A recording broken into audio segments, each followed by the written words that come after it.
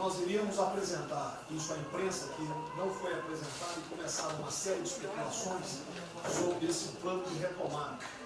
Então, eu solicitei ao presidente uma reunião com os ministros, porque o plano não vai ter efeito se todos os senhores não nos ajudarem, cada um na sua área, claro. Tá? Na hora que nós precisarmos das pessoas para a coordenação do plano, o Ministério que não colocar uma pessoa realmente que seja envolvida e tenha capacidade para poder coordenar e executar, esse Ministério vai ficar mais fraco e aí o plano todo fica meio capenga. Tá? É uma apresentação de 10 minutos no máximo, é somente isso. Eu pediria também aos senhores que a finalidade não é reunião de ministros para nós discutirmos nada. É simplesmente para apresentarmos o plano. Como é que saiu essa ideia? Então, eu estava conversando com diversos ministros, entre eles Rogério Marinho, o Tarcísio, inclusive o nome do plano, eu roubei do plano do Tarcísio, né? Pedi autorização a ele e roubei. É um plano Marshall brasileiro. Né? E eu comecei a observar que tinha plano do Ministério de Desenvolvimento Regional, que a economia tem plano, que a saúde tem plano, e não estava havendo uma coordenação, uma sinergia. Então esse foi o motivo dessa reunião aqui.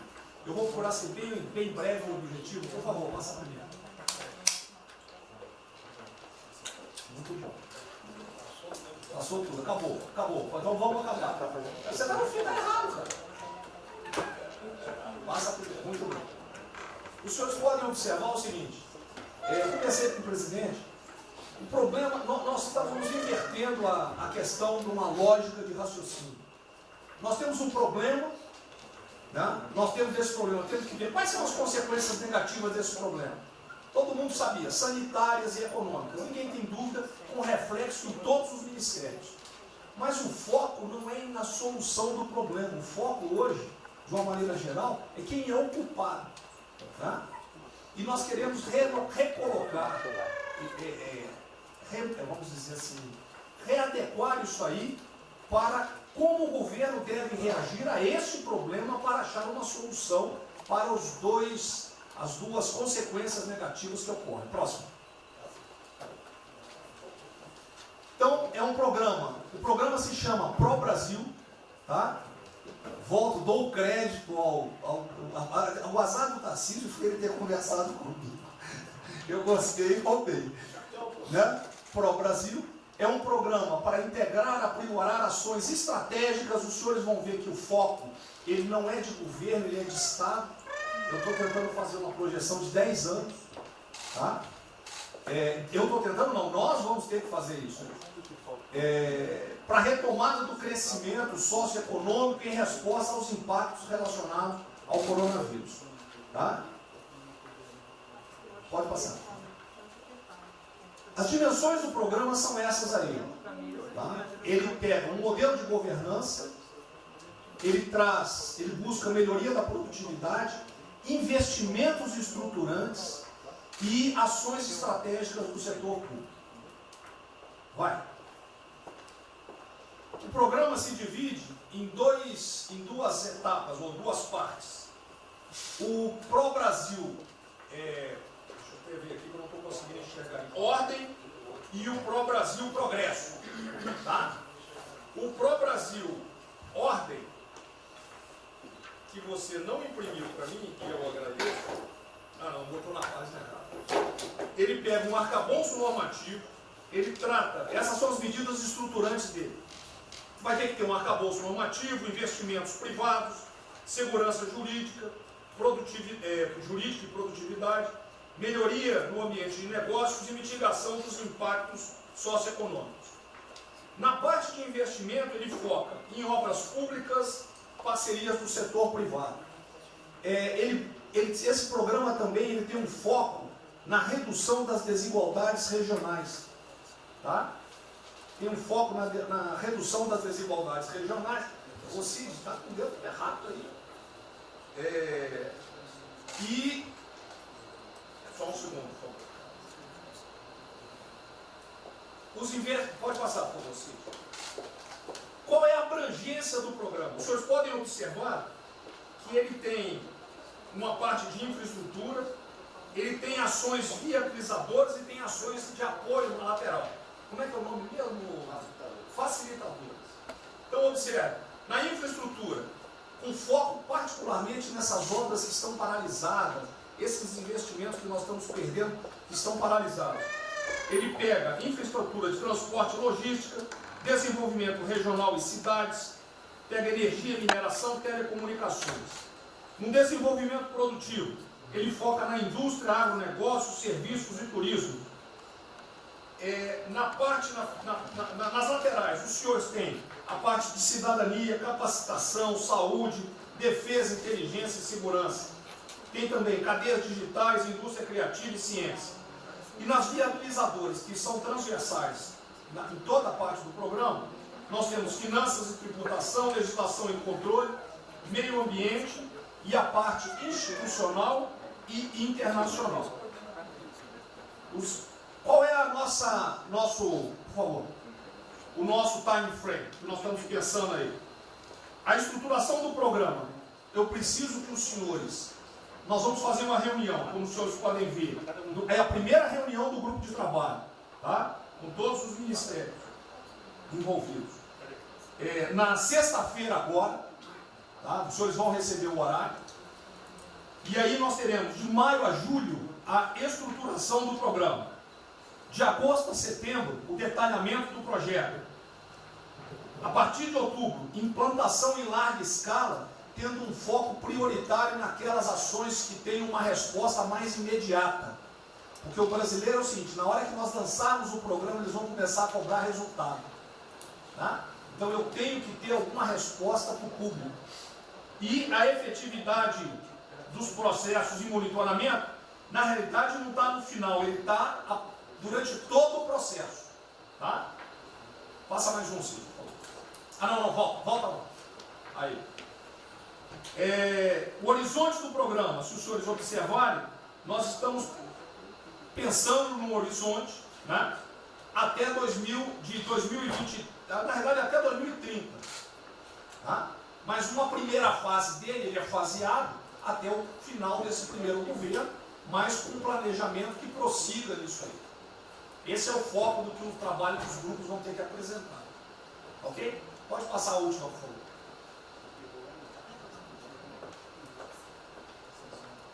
É sem sombra.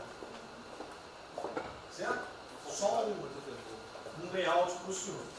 Então, na sexta-feira, eu solicitaria que os senhores, quando enviassem os representantes, esses representantes já viessem com uma noção dos programas ou do que os senhores pretendem dentro dos ministérios de vocês. Uma primeira ideia, e nós vamos partir disso para elaborar isso aí. O trabalho não será feito aqui é somente uma coordenação.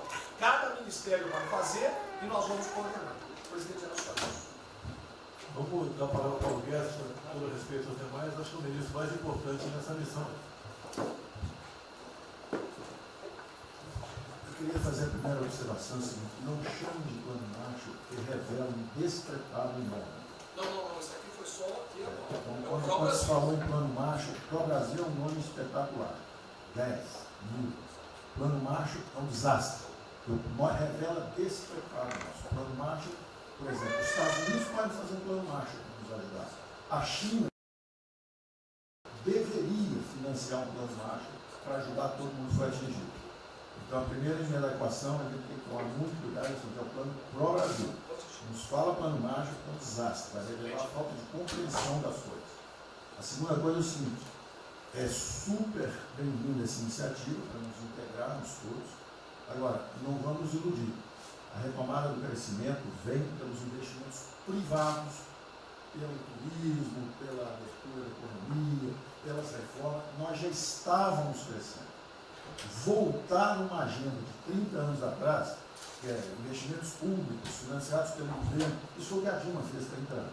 Então está cheio de gente pensando nessa eleição agora e botando coisa na cabeça de todo mundo aqui dentro. São governadores querendo fazer a festa, são às vezes ministros querendo aparecer, tudo de tudo. E todo mundo vem aqui, vamos crescer, agora temos que crescer, tem que ter resposta imediata, o governo vai gastar. O governo quebrou. O governo quebrou. Em todos os níveis. Prefeitura, governador e governo federal. O que nós conseguimos fazer? Nós sinalizamos o contrário. Nós desalavancamos o banco público, reduzimos o endividamento, baixamos os juros e o Brasil ia começar a voar. Então, se a gente lançar agora um plano, todo o discurso é conhecido, acabar com as desigualdades regionais, na linha, claro, está lá, são os detalhes dele. É bonito isso, por isso é o que o Lula e a Dilma estão fazendo há 30 anos. Se a gente quiser acabar igual a Dilma, a gente segue esse caminho. Então, eu acho o discurso bom, mas nós temos que tomar cuidado e reequilibrar as coisas. Não pode o ministro, para querer ter um papel preponderante esse ano, destruir a candidatura do presidente, que vai ser reeleito se nós seguirmos o plano das reformas dos documentos originários. Então eu tenho que dar esse recado, uma vontade de exposição, nós vamos ajudar tudo, mas nós não podemos nos iludir. O caminho desenvolvimentista foi seguido. O Brasil quebrou por isso. O Brasil estagnou. A economia foi corrompida, a política foi corrompida, a economia estagnou através do excesso de gastos públicos. Então, achar agora que você pode se levantar pelo suspensório, como é que um governo quebrado vai investir, vai fazer grandes investimentos públicos? Tarcísio sabe disso, conversamos sempre. Tarcísio sabe o seguinte: quanto é que você consegue, Tarcísio, passar de 5 bi para quanto? Para 15, para 20, para 30? Multiplicou por 6. Quanto é que você consegue de investimento em concessões? 250. Tá certo? Então, ó, tem 100 bilhões vindo para saneamento. Tinha 100 bilhões que viriam, as 17 maiores petroleiras do mundo viriam para a nossa seção onerosa, 100 bilhões de seção onerosa, 100 bilhões de mineração, 100 bilhões de saneamento, 230 bilhões de concessões, 500 bilhões. Cadê o dinheiro do governo para fazer isso? Não tem. Então quem está sonhando é sonhador. A gente aceita. Politicamente a gente aceita. Vamos fazer todo o discurso da desigualdade, vamos gastar mais, precisamos eleger o presidente. Mas o presidente tem que pensar daqui a 3 anos. Não é daqui a 1 ano, não. Tem muita gente pensando na eleição desse ano. É só a observação que eu farei. Eu estou fora de eleição antes. Só um minutinho. A ideia aqui, ninguém falou em investimento público por enquanto. Inclusive, nós falamos ali em investimento, falamos inclusive em investimentos privados. O que tem que acontecer é o seguinte: eu estou vendo um plano de pouco gente, nós temos que centralizar. Isso, E aí, a imprensa, a economia, vai exatamente o que pode, o que não pode. Fundamental a coordenação. Até para isso na imprensa que está saindo. Que são na imprensa assim, plano Marshall e economia está fora. Quer dizer, alguém foi para a imprensa e falou: vê um plano Marshall ali, a economia está fora. Quer dizer, enfraquecer o nosso discurso num momento desse é uma tolice, é um atentado contra nós mesmos. Questão da imprensa. Eu acho que eu resolvi hoje na frente do Palácio em 20 segundos. Eu não vou falar com vocês, que vocês vão deturpar, vocês inventam e potencializam. Tem que ser o papel de cada um. Não pode um sair daqui no cantinho, foi mais ou menos. Não pode falar nada, tem que ignorar esses caras, 100%. Senão a gente não vai para frente. Tem que estar sendo pautado para esses pulhas. O tempo todo jogando um contra o outro. É a Pedro Cristina contra mim. Não pode jogar a Pedro Cristina, joga ela contra mim. O tempo todo. Tá? Então, se a gente puder falar zero com a imprensa, é a saída. Bom, eu vou ser muito rápido aqui, general. Primeiro, parabéns. É fundamental esse processo de coordenação e de centro de governo. Nós precisamos ter isso cada vez mais aprofundado e com melhor qualidade. Segundo, eu quero, não precisa, mas eu quero me somar a essa visão do ministro Paulo Guedes, porque vamos lá. Nós recebemos o governo com 36 mil obras paradas. Oriundas da onde? Do pátio. Só para lembrar. O Abraão tem não sei quantas mil creches. 3 mil creches paradas que somam nessas 36. Então, o que nós trouxemos para o Brasil e como é que nós começamos o ano? E eu vou lembrar, presidente, o senhor sempre disse, é muito triste ver um brasileiro chegar no exterior e ser recebido com o manto da desconfiança. Pois nós passamos, Paulo Guedes, o ano todo, Tarcísio, Tereza, Bento, o nosso ministro Marcos Pontes e outros, andando pelo mundo e fazendo o quê? Vendendo o Brasil.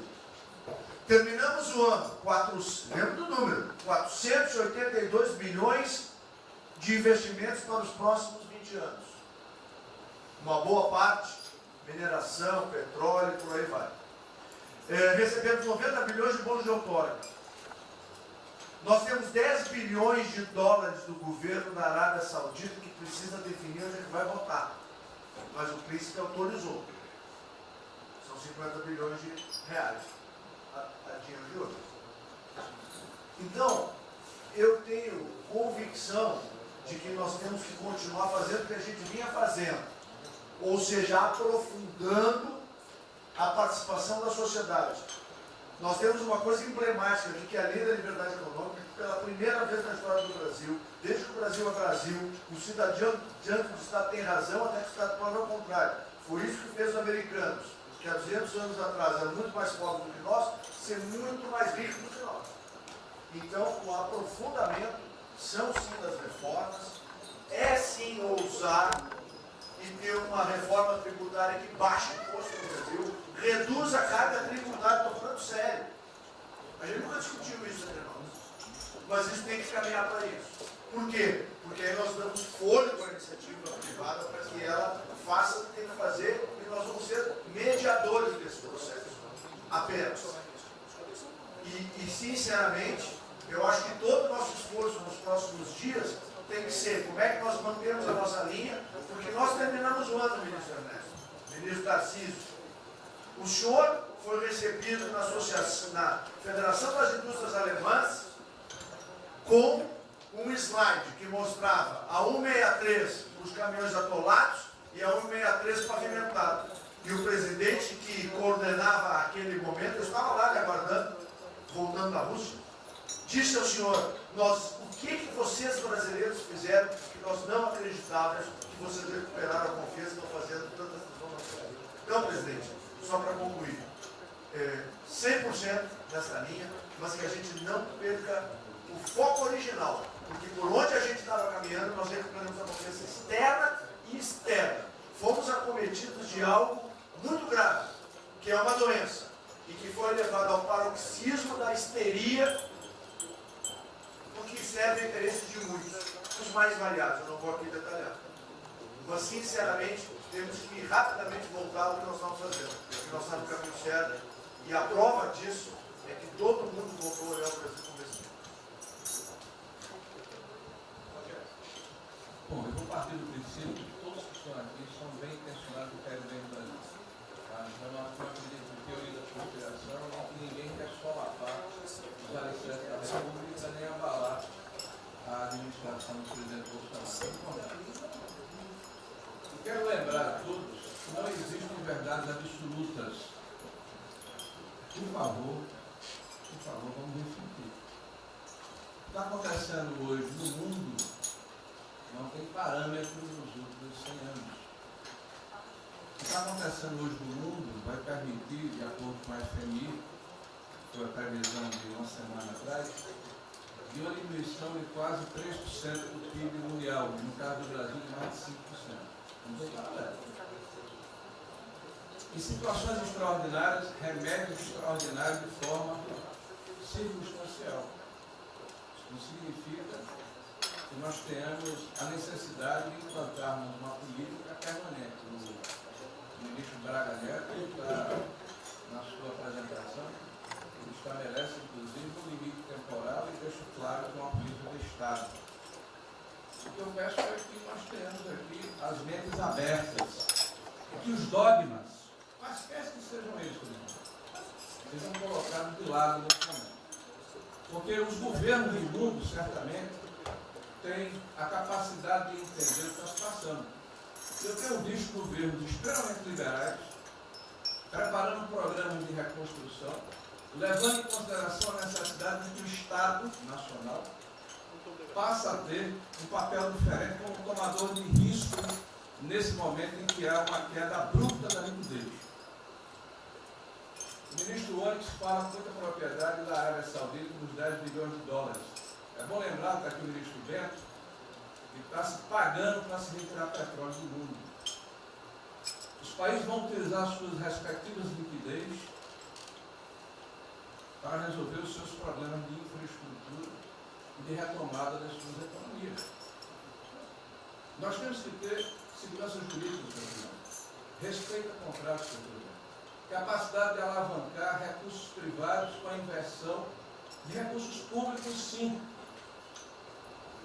É bom lembrar que eu tenho ouvido falar, não sei se é verdade, depois a gente vai colocar na ponta do lápis, que a gente pode chegar a 600 bilhões de reais esse ano de ajuda a empresas e a pessoas físicas. Recursos do governo federal, fruto de endividamento do governo, desse governo, e vai terminar o ano com déficits 4, 5, 6 vezes maior do que estava precificado no início do ano. Caiu um meteoro sobre as nossas cabeças. Então, por favor, nós não podemos começar a discussão com verdades absolutas e com dogmas estabelecidos ao longo de 100 anos, em função de uma catástrofe que se abateu sobre o mundo, que os governos de todo o mundo estão se debruçando sobre o assunto, entendendo que muda o papel do Estado. Senhor presidente, é bom lembrar que quando houve a unificação da Alemanha, eu acho que esse é um fato histórico irrefutável, o Estado alemão entendeu e fez um pacto de que haveria necessidade de investir em capital humano e infraestrutura na Alemanha Oriental para diminuir desigualdades regionais. E esse é um pacto do Brasil. Essa pode ser uma catástrofe que vai nos afundar, ou pode ser uma onda para a gente surfar, uma alavanca para reparar o país. Todos os países do mundo estão submetidos ao mesmo processo. Vai depender da nossa capacidade de termos uma opção clara de que forma vamos sair desse problema. Se vamos gastar 600 bilhões de reais para resolver uma situação que é emergencial e todos reconhecemos que é necessária, e darmos segurança à população, no caso alimentar, para evitarmos o caos, para diminuirmos a mortandade das empresas, muito bem, está correto, essa é a boa direção. Por que não 5, 6, 7% desse total, 10% desse total, em obra de infraestrutura? Por que não termos a capacidade de alavancarmos o emprego no momento em que a retomada, todos os economistas aqui reconhecem, vai ser muito lenta? Bom, eu só estou falando isso, presidente, para que nós possamos ter essa discussão sem dogmas, sem verdades absolutas, sem a preocupação de que as coisas continuam como eram antes. Não são como eram antes, aqui e no mundo inteiro. É isso, presidente.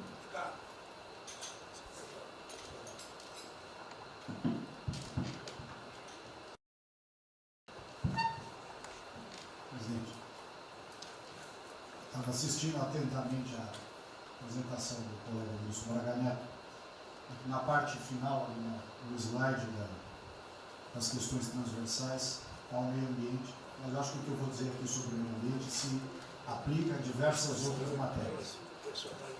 Nós temos a possibilidade, nesse momento que a atenção da imprensa está voltada quase que exclusivamente para o Covid e daqui a pouco para a Amazônia, o general Mourão tem feito os trabalhos preparatórios para que a gente possa entrar nesse assunto da Amazônia um pouco mais calçado, mas não é isso que eu quero falar. A oportunidade que nós temos, que a imprensa não está nos dando um pouco de alívio nos outros temas, é passar as reformas infralegais de desregulamentação, simplificação, todas as reformas que o mundo inteiro, nessas viagens que se referiu ao Mix, certamente cobrou dele, cobrou do Paulo, cobrou da Tereza, cobrou do Tarcísio, cobrou de todo mundo. Da segurança jurídica, da previsibilidade, da simplificação. Essa grande parte dessa matéria, ela se dá em portarias e normas dos ministérios que aqui estão, inclusive de meio ambiente. E que são muito difíceis, e nesse aspecto acho que o meio ambiente é o mais difícil de passar qualquer mudança infralegal em termos de instrução normativa e portaria, porque tudo que a gente faz é pau no judiciário, no dia seguinte. Então, para isso precisa ter um esforço nosso aqui, enquanto estamos nesse momento de tranquilidade, no aspecto de cobertura de imprensa, porque só fala de Covid, e ir passando a boiada, e mudando todo o regramento, e simplificando normas, de IFAM, de Ministério da Agricultura, de Ministério do Meio Ambiente, de Ministério disso, de Ministério daquilo. Agora é a hora de unir esforços para dar de baseada a simplificação de regulatória que nós precisamos, em todos os aspectos. E deixar a AGU, o André não está aí, né? E deixar a AGU de stand-by para cada pau que tiver, porque vai ter. Essa semana mesmo nós assinamos uma medida, a pedido do Ministério da Agricultura, que foi a simplificação da lei da Mata Atlântica para usar o Código Florestal. Hoje já estão nos jornais dizendo que vão entrar com ações judiciais e ação civil pública no Brasil inteiro contra a medida. Então, para isso, nós temos que estar com a artilharia da AGU preparada para cada linha que a gente avança. Mas tem uma lista enorme em todos os ministérios que têm papel regulatório aqui para simplificar. Não precisamos de Congresso. E coisa que precisa de Congresso também, nesse fuzuê que está aí, nós não vamos conseguir aprovar. Agora tem um monte de coisa que é só parecer, caneta. Parecer, caneta. Sem parecer também não tem caneta. E dar canetada sem parecer é cana. Então, isso aí vale muito a pena. A gente tem um espaço enorme para fazer. Enfim, acho que essa é uma questão importante que estava aí nos slides, Mariana. Você vê que a jurídica também está embaixo. Isso, exatamente. Só os senhores entenderem o seguinte, isso aqui é coordenação dos planos que eu sei que todos estão fazendo. Tá? Coordenação. O que vai ser possível executar ou não, vamos entrar naquelas nas limitações que nós temos, e o que tiver conflito será levado à decisão do presidente. Mas nós temos que andar com isso rápido, porque a queda do desemprego, o país está sem esperança, nós temos que fazer isso andar. O pessoal da iniciativa privada está nos procurando, a gente tem que dar um rumo nisso aí. Bom, a ideia é essa. Me ligou agora de manhã o Eduardo Gouveia Vieira, da Firjan. Ele quer fazer uma videoconferência onde mais de 300 empresários do Rio, que é um pouquinho abaixo do potencial de São Paulo, para hipotecar a solidariedade. A ideia que nós temos de reabrir o comércio. A desgraça que vem pela frente, eu acho que o Paulo Guedes está até legal, Paulo Guedes, não sou economista não. Vai ser uma porrada muito longa, você pode imaginar. Não são apenas os informais. Eu acho que bateu a 10 milhões de carteiras assinadas por saco. E os governos estaduais não têm como pagar salário. Não tem. Maio, metade do estado não tem mais como pagar salário mais. A desgraça está aí. Eles vão querer empurrar essa trozoba para cima da gente. Esse pessoal aqui do lado vai querer empurrar. E a gente vai reagir, porque aqui não é saco sem fundo. Tá? Então essa preocupação vão ter. Paralelamente a isso, tem o AB da vida, enchendo o saco do Supremo, para abrir processo de impeachment, porque não apresentei meu exame de vírus, essa frescurada toda. E todo mundo tem que estar ligado. Não é apenas cuidar do seu ministério nessas questões que estamos tratando aqui, é tratar da questão política também. Tá certo? Então essa preocupação temos que ter, porque a luta pelo poder continua a todo vapor. E sem neurose da minha parte. Tá? O campo fértil para aparecer umas porcaria aí, né? Levantando aquela bandeira do povo ao meu lado, não custa nada. O terreno fértil é esse: desemprego, caos, miséria, desordem social e outras coisas mais. Então essa preocupação todos devem ter. Né? Não é, tá bom, o Ministério fatura, deu merda, no colo do presidente. Não pode ser assim. Hoje eu vi o Magno Malta me defendendo. O Magno Malta, desculpa aí, foi tratado lá atrás para ser vice. Depois ele resolveu não ser, tudo bem. Depois foi tratado para ser ministro, tudo bem. Agora, politicamente, ele nunca me deu uma alfinetada e sempre está defendendo com os problemas que ele tem. Então, não é o ministro em peito aberto enfrentar, entrar no conjunto dos leões. Mas não pode. Né? Por exemplo, quando se fala em possível impeachment, ação no Supremo, baseado em filigranas, eu vou em qualquer lugar no território nacional. Ponto final. O dia que for proibido de ir para qualquer lugar do Brasil, pelo Supremo acabou o mandato. E espero que eles não decidam, ou ele, né, monocraticamente, querer tomar certas medidas, que daí nós vamos ter uma crise política de verdade. E eu não vou meter o rabo no meio da perna. Zero. Certo? Porque se eu errar, se achar um dia ligação minha com o empreiteiro, dinheiro na conta na Suíça, porrada, sem problema nenhum. Vai para o impeachment e vai embora. Agora, com frescura, com babaquice, não. Até em cima do que eu falei, em frente ao Forte Apache. Eu sou o chefe supremo das Forças Armadas. Por sinal, o pessoal estava lá, eu fui lá, dia do Exército. E falei algo que eu acho que não tem nada demais. Mas a repercussão é enorme. Oh, o AI-5, cadê o AI-5? Acabou, o AI-5 não existe adicional no Brasil mais. É uma besteira. Artigo 142, é um pessoal que não sabe interpretar a função. Agora, em cima disso, fazer uma onda, vamos ouvir deputados, empresários, seja o que for. Agora, quando a Câmara fala lá dentro, uma homenagem a Che Guevara, a Mao Tse Tung e tudo mais, não tem problema nenhum. Quando o Partido Comunista do Brasil faz suas convenções e do lado lá, Fidel Castro, não tem problema nenhum. Quando um coitado levanta uma placa de AI-5, que eu estou me lixando para aquilo, não existe AI-5.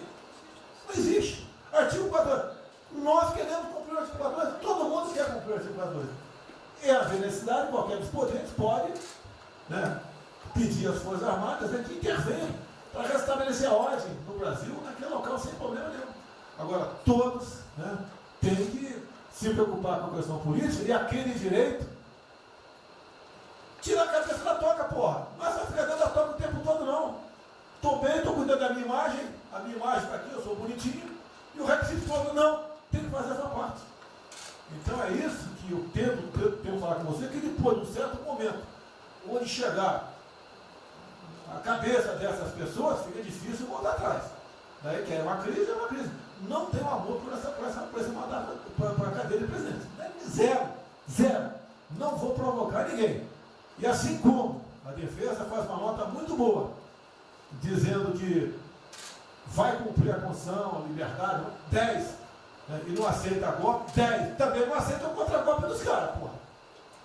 Vai deixar alguns malucos aí, que eles sabem quem são, ficar aí naquela fervura de o presidente é irresponsável, ele é maluco, ele é genocida. Não é assim. O que vale para um lado, vale para o outro. O que não vale para um lado, não vale para o outro. Essa é a nossa preocupação que devemos ter. Com isso que está aqui, o próprio Brasil, mas também com a questão política.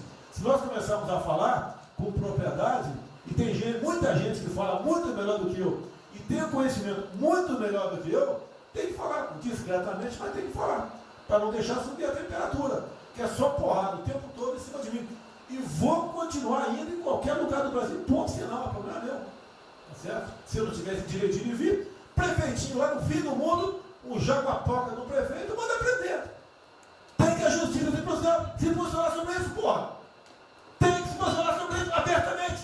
Não admitimos prisão por parte do prefeito no decreto. Tem que falar, não é ficar quieto. E quem direito aqui, todos têm que falar isso aí, não é só a justiça. Todos têm que falar. Não é ficar, toca o barco não e vamos em frente. Tá? Então é isso que eu apelo a vocês, pô. Essa preocupação, acordem para a política e se exponham. Afinal de contas, o governo não só. E se eu cair, cai todo mundo. Agora, se tiver cair um dia, vamos cair lutando, de uma maneira justa, não para uma babaquice de exame antivírus, pô. Pelo amor de Deus, pô. Tá? Eu, até já bem claro, de uns 8 anos para cá, quando pedia para mais manipulação um remédio qualquer, eu falava com o médico. Bota um nome de fantasia, porque se for o meu nome para lá, como era sempre um cara manjado, né, tem 3, 4 que vão manipular lá o medicamento, pode me envenenar, pô.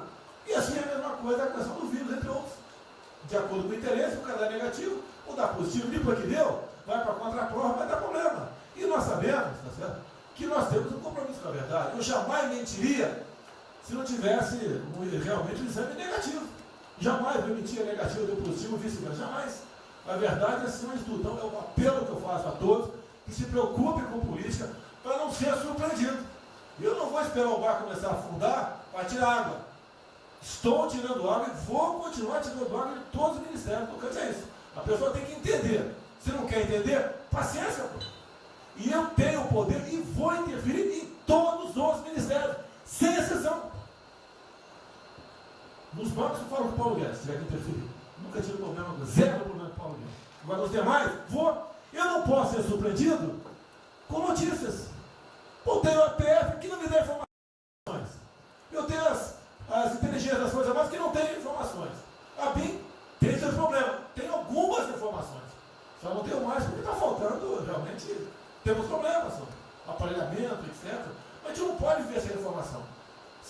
Quem é que nunca ficou atrás da porta ouvindo que seu filho ou sua filha está comentando? Tem que ver, depois que ela engravida, não adianta falar com ela mais. Tem que ver, né? Depois que o moleque encheu os conos de droga, não adianta mais falar com ele, já era. E a informação é assim. Eu estava vendo, estudando aqui no semana aqui, como é que o serviço chinês secreto trabalha nos Estados Unidos. Qual a preocupação nossa aqui?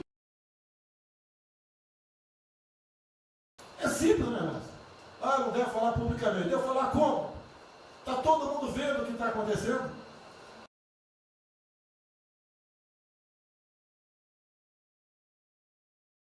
Tudo bem.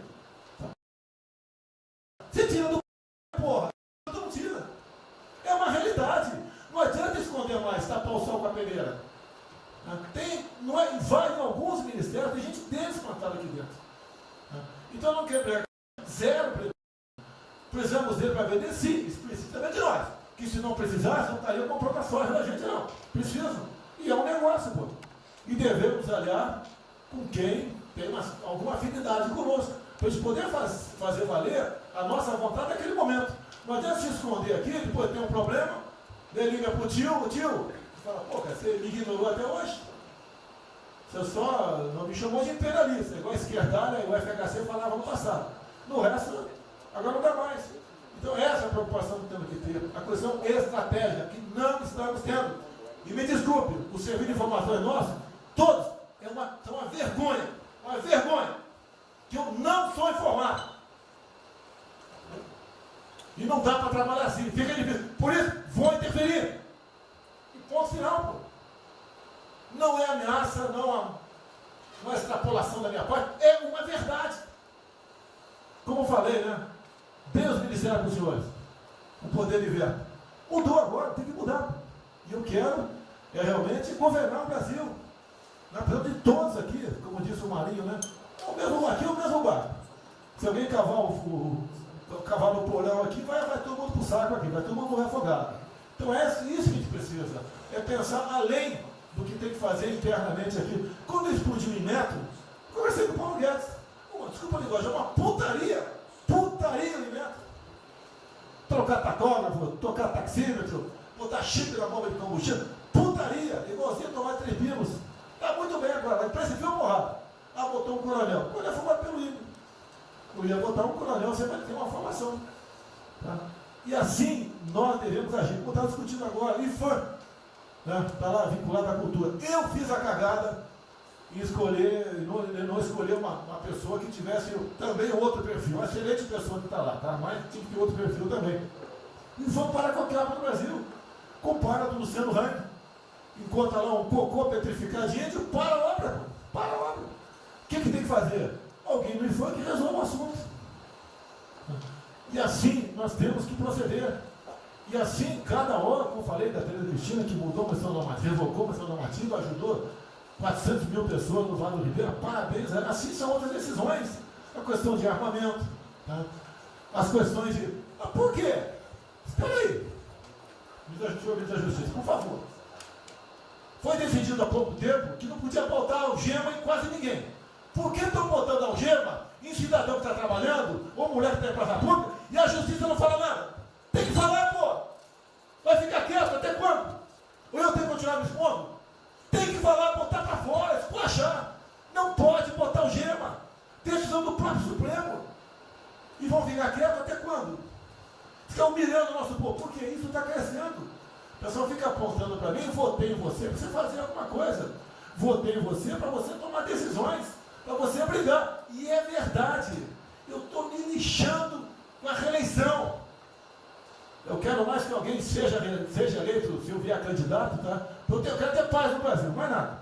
Porque se for na esquerda, uma porrada de vocês aqui tem que sair do Brasil, que vão ser presos. E eu tenho certeza que vão me condenar por homofobia, 8 anos por homofobia. Ele inventa o racismo, como inventaram agora para o Von Traub. Desculpa usar a palavra. Puta que eu pariu.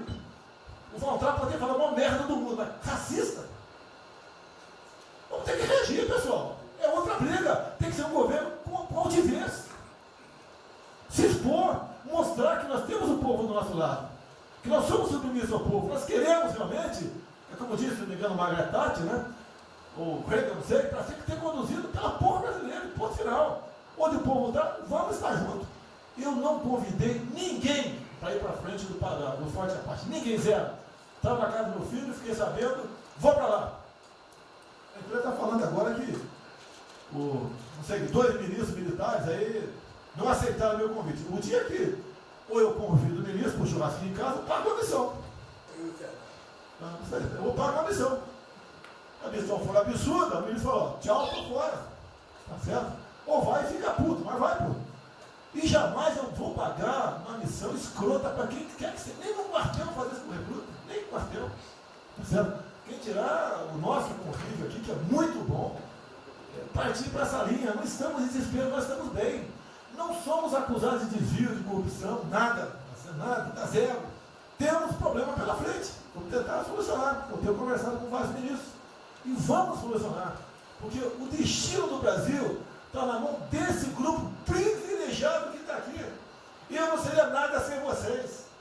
Vocês não seriam ministros sem eu. Duvido. Dificilmente eu tinha sido ministro se tivesse Haddad aqui. Eu duvido. Podia aceitar por alguns dias, né? Depois ver a sacanagem que ia ser, não ia ser diferente do que foi os 2 anos anteriores do PT, né? Ia pedir para sair. Então, um apelo para vocês: todo mundo se preocupa com o futuro do Brasil, com a questão política. Criticar um ato de uma pessoa ou outra não é criticar o Congresso ou de criticar o Supremo Tribunal Federal. Quem não ficou revoltado, o Moro ficou revoltado com a liberdade desse pessoal. Por causa de vírus, botou esse estuprador para fora. Imagine ter estuprado uma filha nossa, um filho da puta desse posto de liberdade. Nós temos que colocar no lugar dessas pessoas, desse pai que tem a filha estuprada, aí os vagabundos foi posto na rua. Com a decisão, foda-se quem seja, tem que jogar pesado em cima disso. Não é um desabafo, pessoal, é uma realidade. O nosso barco está indo, mas não sabemos ainda, no momento, dado o último caso, o vírus, para onde é nosso barco. Pode estar indo em direção ao iceberg. A gente vai para o fundo. Então vamos se ligar, vamos se preocupar. Quem de direito se manifesta com altivez, com palavras polidas, tá? Mas tomar uma posição. Porque não pode tudo, veio para a minha retaguarda, tudo. Tá? E vocês têm que apanhar junto comigo. Logicamente, quando tiver motivo para apanhar. Ou motivo para bater.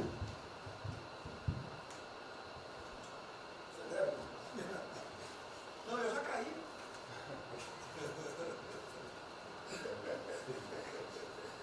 O ministro Moro falou.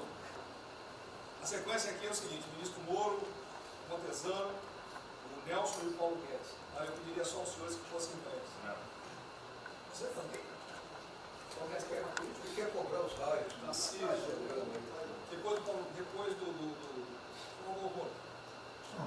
Bem, a primeira questão do plano ali que foi apresentado, fica aqui o registro do meu elogio, certo que ele tem que ser preenchido aí nos detalhes, existem as questões econômicas a ser resolvidas lá pelo Ministério da Economia, a ser trabalhado também com as outras áreas econômicas. Só faria uma sugestão aqui, ministro, se pudesse colocar desde logo, em algum momento desse plano, alguma referência importante também à segurança pública e a controle da corrupção. Foram 2 temas centrais, né, nas últimas eleições, e são 2 temas que, embora, claro que o plano vai ficar sujeito aí ao detalhamento necessário, mas acho que é importante ter uma referência inicial para não parecer que nós estamos descurando desses aspectos específicos. Nós não entramos em detalhes, porque isso aqui, o senhor viu que todos os ministérios praticamente responderam. Isso aí, para mim, viria no detalhamento do ministério. Mas eu acho que politicamente cabe. Não, sim. Não, eu entendo que cabe no detalhamento, mas acho que uma referência, né, seria interessante. Tem que apontar também que foi uma vitória do governo, do presidente. No ano passado houve uma queda expressiva desses principais indicadores criminais. Isso, embora seja mais vinculado com a questão da vida e segurança das pessoas, também é um fator importante para o investimento econômico, para também melhorar o ambiente econômico. E o controle da corrupção também é pressuposto. Né? Então, faria exclusivamente essa sugestão específica. Muito obrigado. Já está anotado. Montezano, ministro, primeiramente, parabéns. Acho que é um momento oportuno para a gente começar a falar do dia seguinte. O próprio ministro Guedes, nas discussões que temos tido nas últimas semanas, tem nos orientado. O BNDES foca na reconstrução, foca no dia seguinte, porque a crise de saúde vai demorar alguns meses e a reconstrução muito mais meses do que isso. Então é muito oportuno a gente já começar a discutir isso. Segundo, aqui eu subscrevo as palavras do ministro Salles. O que a gente tem observado nos projetos e concessões, etc., uma parte crítica, essa legislação para o funcionamento da máquina pública. É um momento muito oportuno para a gente aproveitar isso. Isso faz uma baita diferença no preço de um projeto, na velocidade, faz muita diferença. Então, eu subscrevo aqui as palavras do ministro Salles. E, por último, ministro, quando eu assumi o banco em julho, o banco estava montado como uma fábrica de empréstimo. O banco, durante 15 anos, foi uma fábrica de empréstimo. De julho até hoje, a gente fez uma reestruturação completa no banco, montando o que eu acredito hoje ser já o maior banco de investimento do Brasil em pessoas, e um banco de investimento de serviços focado em planejamentos econômicos setoriais e estruturação de projetos. Tá? O banco já está atuando dessa forma. Temos um vasto conhecimento setorial, um vasto conhecimento de planejamento, já está rodando a contento, e esse BNDES de hoje se parece muito mais com o BNDES de 20 anos atrás, que era o BNDES que planejava e estruturava esses projetos no Brasil. Então, eu queria colocar aqui à sua disposição, que nos use, estamos a serviço. Então, o que o senhor achar adequado, razoável, tanto no fornecimento de informações, mas como também nesse planejamento, na coordenação, temos já um modo operante, uma estrutura que é plug and play. Se o senhor quiser usar, já está pronta para rodar para esse tipo de mapeamento de estruturação de projeto. Então, por favor, sinta-se bem à vontade de nos usar integralmente aqui na coordenação desse projeto, caso o senhor entenda adequado. Tá? Tiago. Nelson. Bom, estou chegando aqui, então é importante que eu coloque para vocês como é que a gente vai trabalhar. A saúde ela é fundamental, porque enquanto a gente não mostrar para a sociedade que a gente tem o controle da doença, da saída dela, qualquer tentativa econômica vai ser ruim, porque o medo vai impedir que você trate a economia como uma prioridade. Então, controlar a doença hoje é fundamental.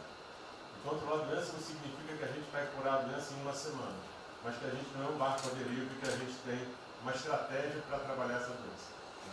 Então, são 3 coisas que a gente vai trabalhar. Primeiro, a informação, para entender o que é a doença, qual é a evolução dela, como é que está a infraestrutura para cuidar da doença. Porque um dos grandes problemas que a gente tem hoje, se a gente olhar o Brasil hoje, ele é um dos melhores países em número em relação à mortalidade. O que assusta é você ver que o hospital não consegue atender, a gente no frigorífico, a gente está abrindo cofre em algum lugar para enterrar, e isso traz medo. E o medo impede que qualquer outra atividade tenha sucesso. Porque enquanto isso não for sanado, o restante vai ter muito pouca chance de ser comprado pela sociedade. A segunda coisa é estruturar a operação de cuidado. Então a gente vai investir em logística, vai investir na parte de compra e tentar melhorar o processo. Por quê? Porque se eu tiver os hospitais funcionando, eu vou ter os pacientes tratados, eu não tenho a sensação da crise, o medo melhora e o restante pode entrar. E a terceira coisa é a gente deixar claro um programa de saída do isolamento e do distanciamento. Não é que vai sair amanhã, mas a gente tem que ter um planejamento. Porque aí a gente realmente mostra que a situação está na nossa mão. Pode ser que demore um pouco, mas a gente está controlando esse processo, que a gente não está sendo um barco à deriva. Então, basicamente, eu queria falar para vocês dessa forma como a gente vai tratar, e a gente vai estar interagindo com todos os ministérios que forem necessários, para que isso aconteça da forma mais rápida possível. Basicamente é isso, é um prazer estar aqui com vocês. Ontem eu liguei para o diretor-geral da Polícia Rodoviária Federal. Chegou ao meu conhecimento uma nota que era dele sobre o passamento de um patrulheiro. E ele enfatizou que era por 2019. Eu liguei para ele, por favor. O que mais? Ele era obeso, era isso, tinha comorbidades. Mas ali na nota dele só saiu Covid-19. Então, vamos alertar aquele direito do respectivo ministério, pode botar Covid-19, mas bota também, fibrose, um montão de coisa, não pensa nesse negócio, um montão de coisa lá. Para exatamente não levar um medo à população. A gente olha, morreu um sargento do exército, por exemplo. A princípio é um cara que está bem de saúde, né? Um policial federal, né? Seja lá o que for. E isso daí não pode acontecer. Então, a gente pede esse cuidado dos colegas, né?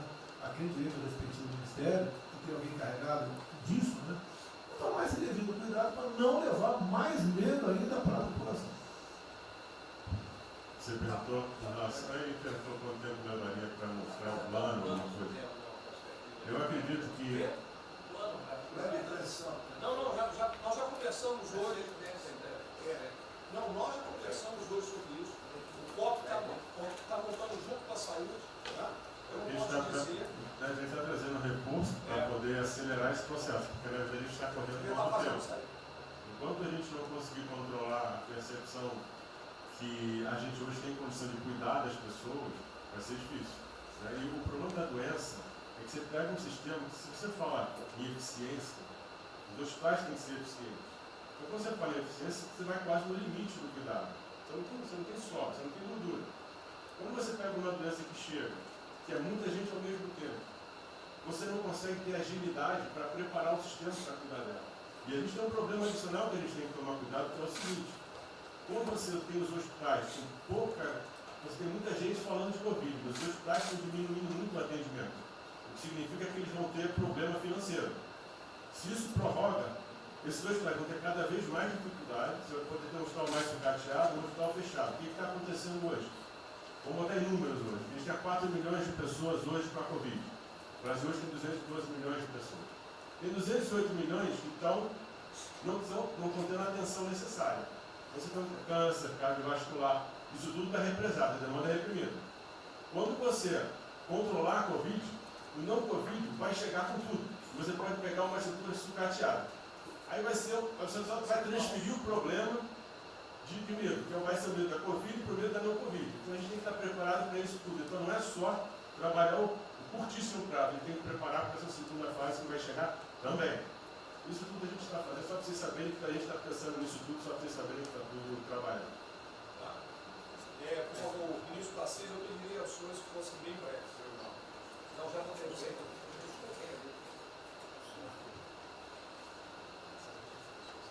Só para louvar a iniciativa, acho que é importante essa coordenação da Casa Civil. Tenho certeza que é o que a sociedade espera isso de nós. A boa notícia é que a gente vem conversando com os investidores, eles estão interessados no nosso programa de concessão. Claro que a gente vai ter que ajustar alguma coisa nos projetos em função da percepção do nível de risco. E a gente vai fazer isso calibrando taxa de retorno, monitorando melhor agora a questão da demanda, né, reestimando a demanda nos projetos, mas a gente tem certeza que os projetos vão sair. Qual o cuidado que a gente tem que ter? A gente fala em 250 bi de investimento, só que concessão funciona o seguinte: o que a gente contratar agora vai gerar investimento em 2023, 2024, não é imediato. E a gente vai precisar de fazer alguma coisa imediata, e aí tem que ter a inteligência, porque também não adianta.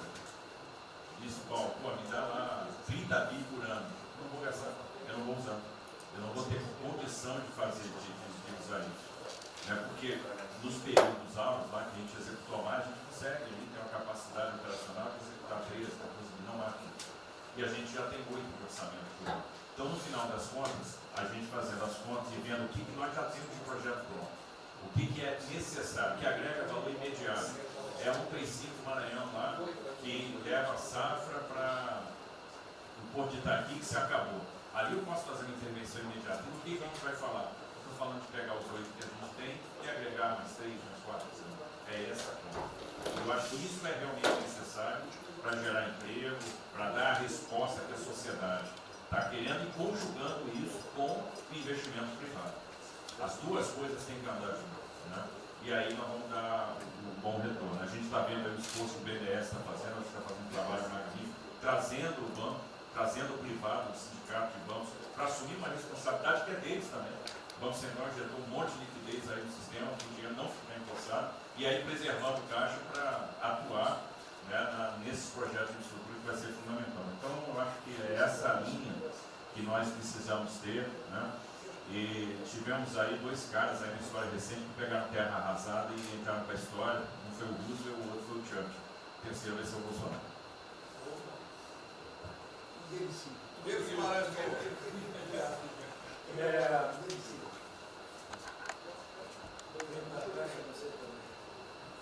Peço aos senhores que sejam breves. São só 5 pontos muito rápidos. Primeiro, presidente, o maior programa da história do mundo de inclusão social, digital, que nós estamos fazendo nesse governo, pessoas que tomavam dinheiro a 25% ao mês. Quer dizer, todos os ladrões lá, PT, PMDB, PSDB, aquela ladroagem toda, 25% ao mês. E ninguém se indigna. Esse governo que se indignou, o governo dos liberais. Então, assim, acho que a gente está com problemas narrativos. Hoje de manhã, por exemplo, o pessoal da Band queria dinheiro. O ponto é o seguinte, vai ou não vai dar dinheiro para Bandeirantes? Ah, não vai dar dinheiro para Bandeirantes? Passei meia hora levando porrada, mas repliquei. E falei, olha, vocês estão em casa? Eu tenho 30 mil funcionários na rua. Não tem esse negócio, essa frescurada de home office. Eu já visitei 15 agências. E você em casa? Aí o pessoal ficou um pouco mais calmo. Quer dizer, eu posso ter 30 mil brasileiros nas agências lá. Sabe quantas pessoas a Caixa está pagando hoje? 7 milhões de pessoas. E todo mundo home office. Que porcaria é essa? Desculpa o meu ponto, presidente. Quando o senhor falou, eu vou me emocionar. O Luiz Lima, que nadou com meu pai, foi atleta olímpico, teve a esposa e a filha de 14 anos presa ontem, no Camburão. Que porra é essa? Desculpa. Que porra é essa?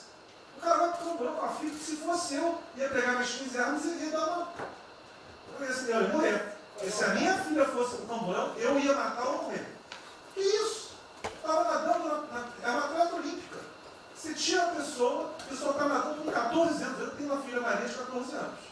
Se a minha filha fosse pro Camburão, ou eu matava ou morria. Isso.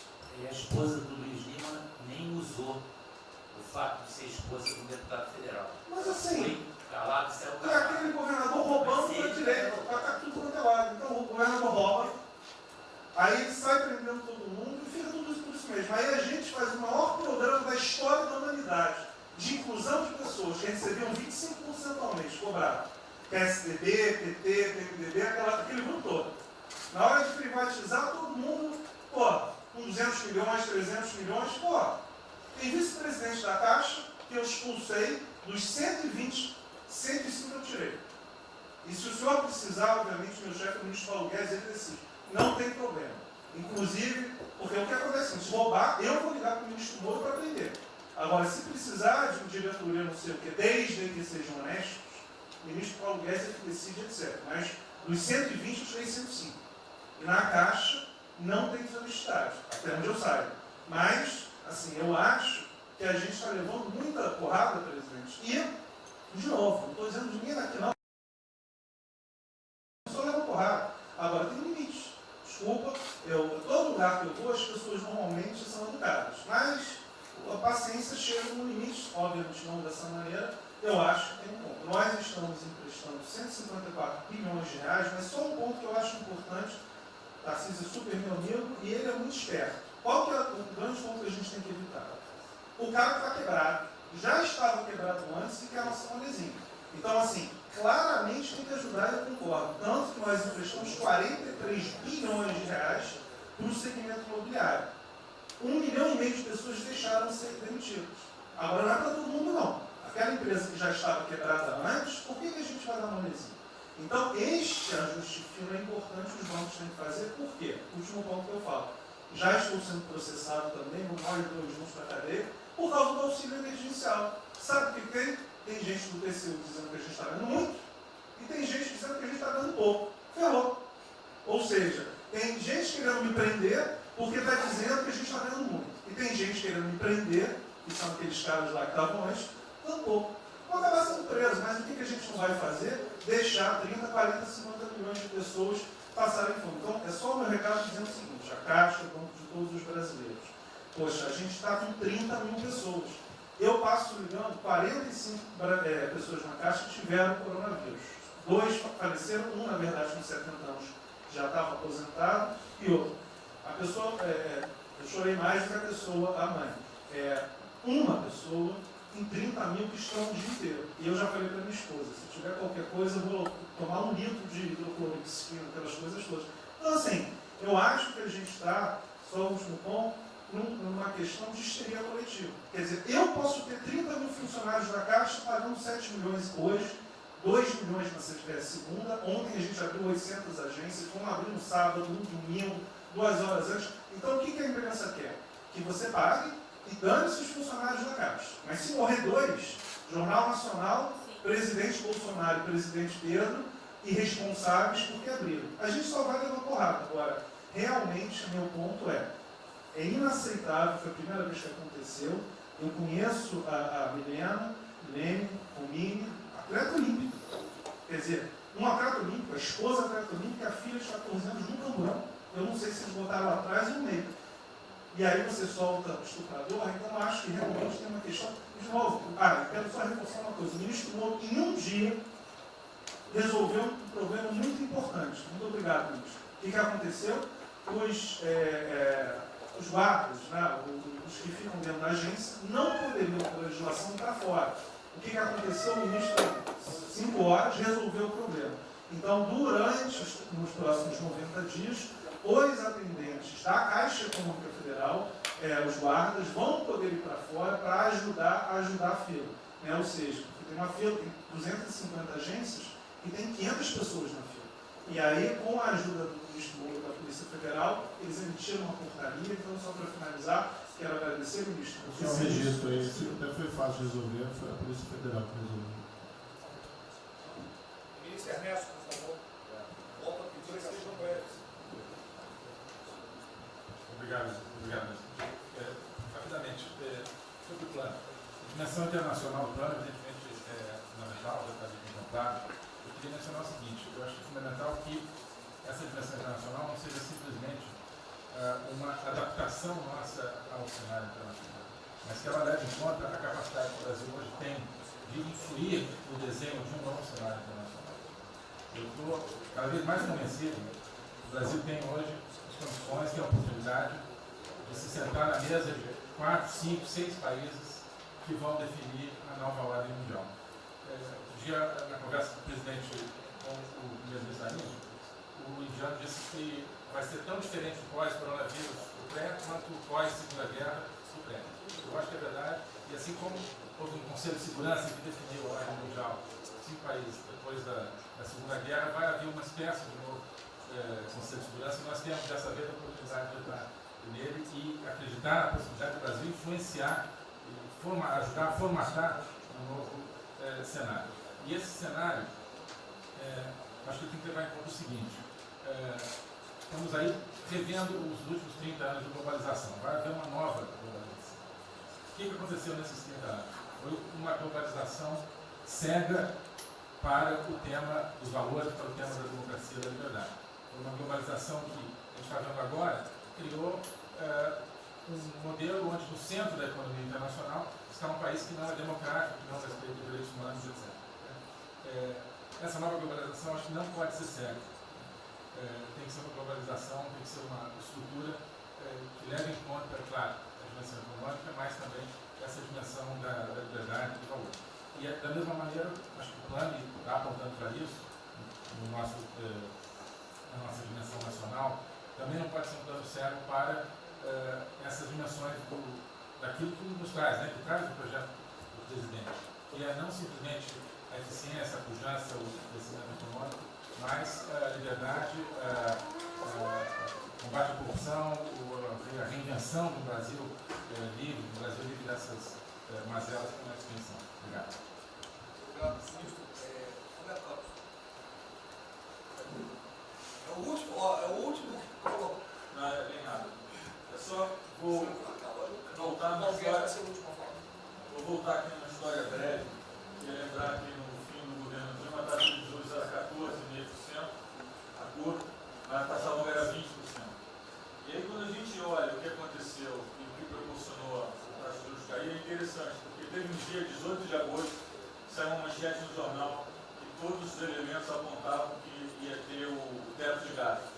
Naquele dia, a curva de juros começou a cair e foi quando depois o presidente do Banco Central anterior começou a cair os juros. Ele caiu os juros até o nível de 6,5, estabilizou, teve a incerteza das eleições, com a incerteza do PT poder voltar, a taxa piorou. Depois, curiosamente, quando o mercado entendeu que ia ter a Previdência, foi quando abriu espaço para botar os juros novamente. Então, a razão dos juros ter ido de 14,5, 15 ou 20 para o que está hoje foi o fato da sociedade e do mercado ter entendido que o governo ia ter disciplina em relação às contas públicas. Isso a gente não pode esquecer. Tá?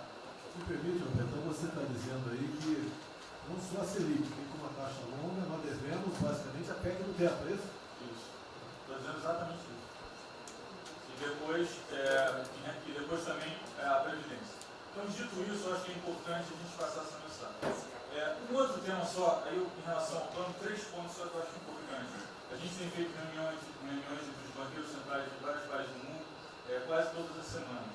Eu acho que tem 3 pontos que são importantes. Primeiro, existe um consenso hoje que o mundo privado está com muito medo de tomar risco. Então, que não vai ter como ter uma saída rápida sem que o governo não entre de alguma forma no mundo risco. Porque o mundo privado está com medo de tomar risco pelo fator medo, que é o fator que o doutor mencionou, que eu acho que é muito importante. Se amanhã você permitir todo mundo no estádio de futebol com o jogo, será que todo mundo vai sair de casa? Vai? Qual é o fator medo? E o fator medo é interessante, porque quanto mais informação você tem, mais medo você tem, porque a mídia joga medo. Então você tem hoje uma classe mais alta, tem mais medo que a classe mais baixa, exatamente porque eles têm mais acesso à informação e a informação enviesada. Então, o primeiro ponto é esse tomar risco. O segundo ponto rápido é um tema que eu acho que está muito crescendo também, crescendo bastante, que é a análise, que a gente chama de análise intertemporal. Quando você faz uma ajuda, quando o governo faz um gasto, geralmente acontece 2 coisas. Ou você bota fundo perdido, ou seja, esse gasto não vale nada, e aí vai ter um reflexo na economia, na taxa de juros, ou as pessoas exageram falando esse gasto vai ser um multiplicador. Provavelmente não é nenhuma coisa nem outra. O que eu acho que falta de analisar os gastos do governo é o quanto desse gasto que eu recupero lá na frente, via preservar empregos, via manter uma empresa viva, que ia morrer. Então eu acho que falta a análise completa do gasto. O gasto nunca é fundo perdido. Também ele nunca é muito multiplicador, ele é um meio do caminho entre uma coisa e outra. E o que eu acho que falta é a análise de eu vou gastar tanto e esse gasto vai ter essa efetividade. Por exemplo, existe uma percepção do mercado que dinheiro para o governador e prefeito é dinheiro jogado fora. Pode ser que seja mentira, mas existe essa percepção hoje. E tem vários vídeos rodando por aí, os senhores devem ter visto, de que o dinheiro vai para a prefeitura e não vai parar, porque vai em bem intangível, é difícil de controlar. Vai em programa que a pessoa nunca tem como monitorar. Então, acho que é importante esse tema de fazer essa análise intertemporal e ver realmente qual é a eficiência do gasto. E, por último, último ponto, conversando com investidores, a gente tem feito isso, inclusive nós fizemos uma conversa, 2 bancos centrais com investidores, inclusive de infraestrutura, e o problema principal que aparece em toda a conversa no Brasil, do investidor privado, é que, no passado, toda vez que o investidor privado entrou, teve muita sacanagem. O tema da governança é super importante. Então, eu estava conversando com o Marinho, a coisa mais importante desse projeto, na minha opinião, é garantir que a governança é boa. O investidor privado ter certeza que ele vai estar junto com o governo, ou ele vai estar em grande parte tomando risco, às vezes o governo vai tomar um pouquinho, mas que é uma coisa que ele não precisa se preocupar na frente da governança. E o jeito de melhorar a governança é colocar agentes internacionais que fazem governança mundial. A gente conversou um pouco sobre isso, só isso. Obrigado. Obrigado. Ministra Damares, por favor. Perdão, Marcelo já falou? Não. Ministra, perdão. Ministra Damares. Ministro, parabéns pela ideia, mas eu preciso lembrar e eu preciso fazer sempre isso para que a gente não perca o foco, a questão dos valores, ministro. Esse governo tem o pilar dos valores. Não se pode construir nada neste governo sem a gente trazer valores. Nós estamos sabendo, e a gente está falando o tempo todo, que nós não seremos mais os mesmos depois dessa pandemia. O mundo não será mais o mesmo, nós não seremos mais o mesmo, e nós vamos ter que fazer uma revisão de políticas públicas no mundo todo e no Brasil. Nós vamos ter que nos reinventar, com certeza.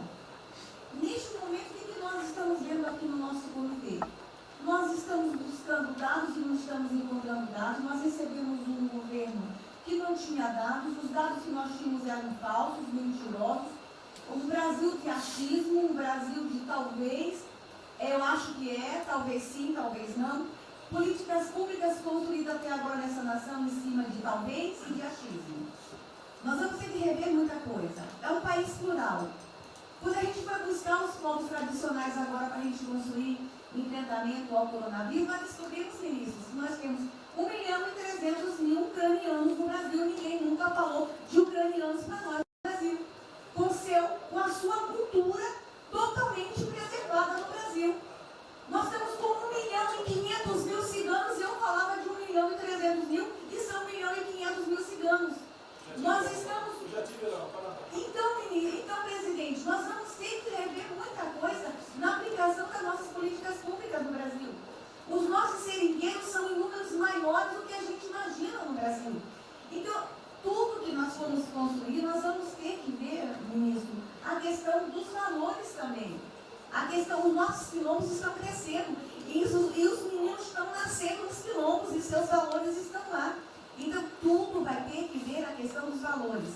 E quando eu falo valores, ministro, eu quero dizer para o senhor, nós estamos com quase 80.000 idosos em abrigos no Brasil. Eu me surpreendi com números. Nós estamos com quase 60.000 crianças em abrigos no Brasil. Os números estão me surpreendendo. E eu estou com um número absurdo de mulheres também em busca de abrigos por causa de violência. Então, tudo isso tem que vir para este pacote. Nós vamos ter que fazer algumas revisões de políticas públicas no Brasil. Então, por favor, ministro, coloque aí a questão de valores. E quando eu falo valores, aí eu quero olhar para o nosso novo ministro aqui da Saúde e dizer, ministro, valores estão lá no seu ministério também. Neste momento de pandemia, a gente está vendo aí a palhaçada do STF trazer o aborto de novo para a pauta. E lá está a questão de as mulheres que são vítimas do Zika vírus vão abortar. E agora vem o coronavírus. Será que vão querer liberar que todos que tiveram coronavírus poderão abortar no Brasil? Vão liberar geral? O seu ministério, ministro, está lotado de feminista que tem uma pauta única, que é a liberação do aborto. Quero te lembrar, ministro, que está chegando agora, este governo é um governo pró-vida, é um governo pró-família. Então, por favor. E aí, quando a gente fala de valores, ministro, eu quero dizer que nós estávamos sim no caminho certo. A gente não precisa reinventar muita coisa, não. E eu quero citar aqui um exemplo da política indigenista como este governo estava construindo. Todo mundo começou a dizer, a esquerda começou a falar, que o coronavírus iria dizimar os povos indígenas no Brasil. O primeiro óbito, dia 12 de abril, sabe o que é isso? A forma como nós estávamos conduzindo a política indígena no Brasil. Primeiro óbito, dia 12 de abril. E eu fui lá para a Amazônia, em Roraima, junto com o presidente da FUNAI e o secretário nacional de saúde indígena, para acompanhar o primeiro óbito. A forma como a gente conduziu deu muito certo.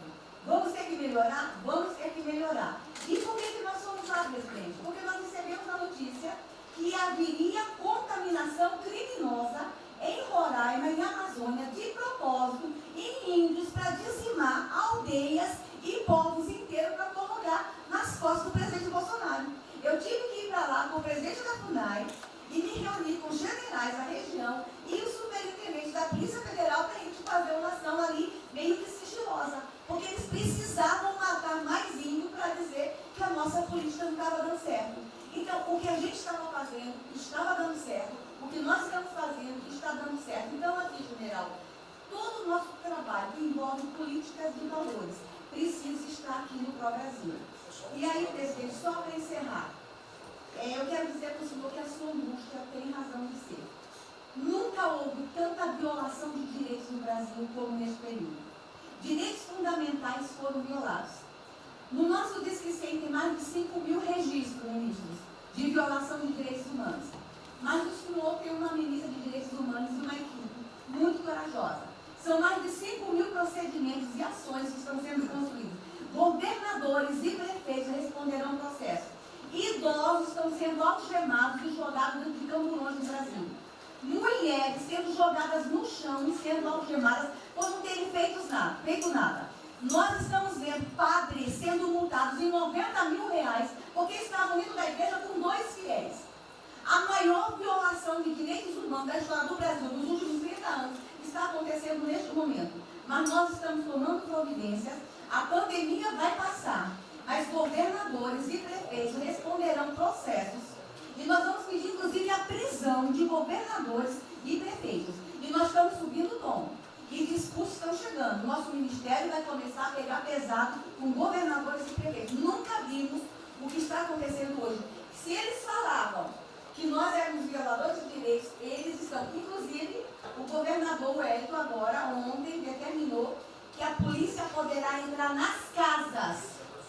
Vocês não imaginam o que ele vai fazer. Poderá entrar assinou. A polícia poderá entrar na casa sem mandato. Então, assim, as maiores violações estão acontecendo nesses dias. Então, nós estamos fazendo enfrentamento de mais de 5 procedimentos. O nosso ministério já tomou a iniciativa e nós estamos pedindo, inclusive, a prisão de alguns governadores. Então, está aí algumas respostas. Valores, por favor. Valores. Posso falar? Houve aqui uma apresentação, uma representação do ministro Paulo Guedes, que a senhora vai receber mais dinheiro. Obrigada. Ministro Marcelo, também. Obrigado, vou ser bem breve também. Primeiro, parabenizar o ministro Braga Neto pelo... Eu queria só dizer uma coisa seguinte, eu fico bem, não é trabalho meu, é trabalho da equipe e eu roubei ideia de um bando de gente, eu roubei ideia aqui, ali, eu roubei ideia, tá? Eu aproveitei ideia, só coordenei.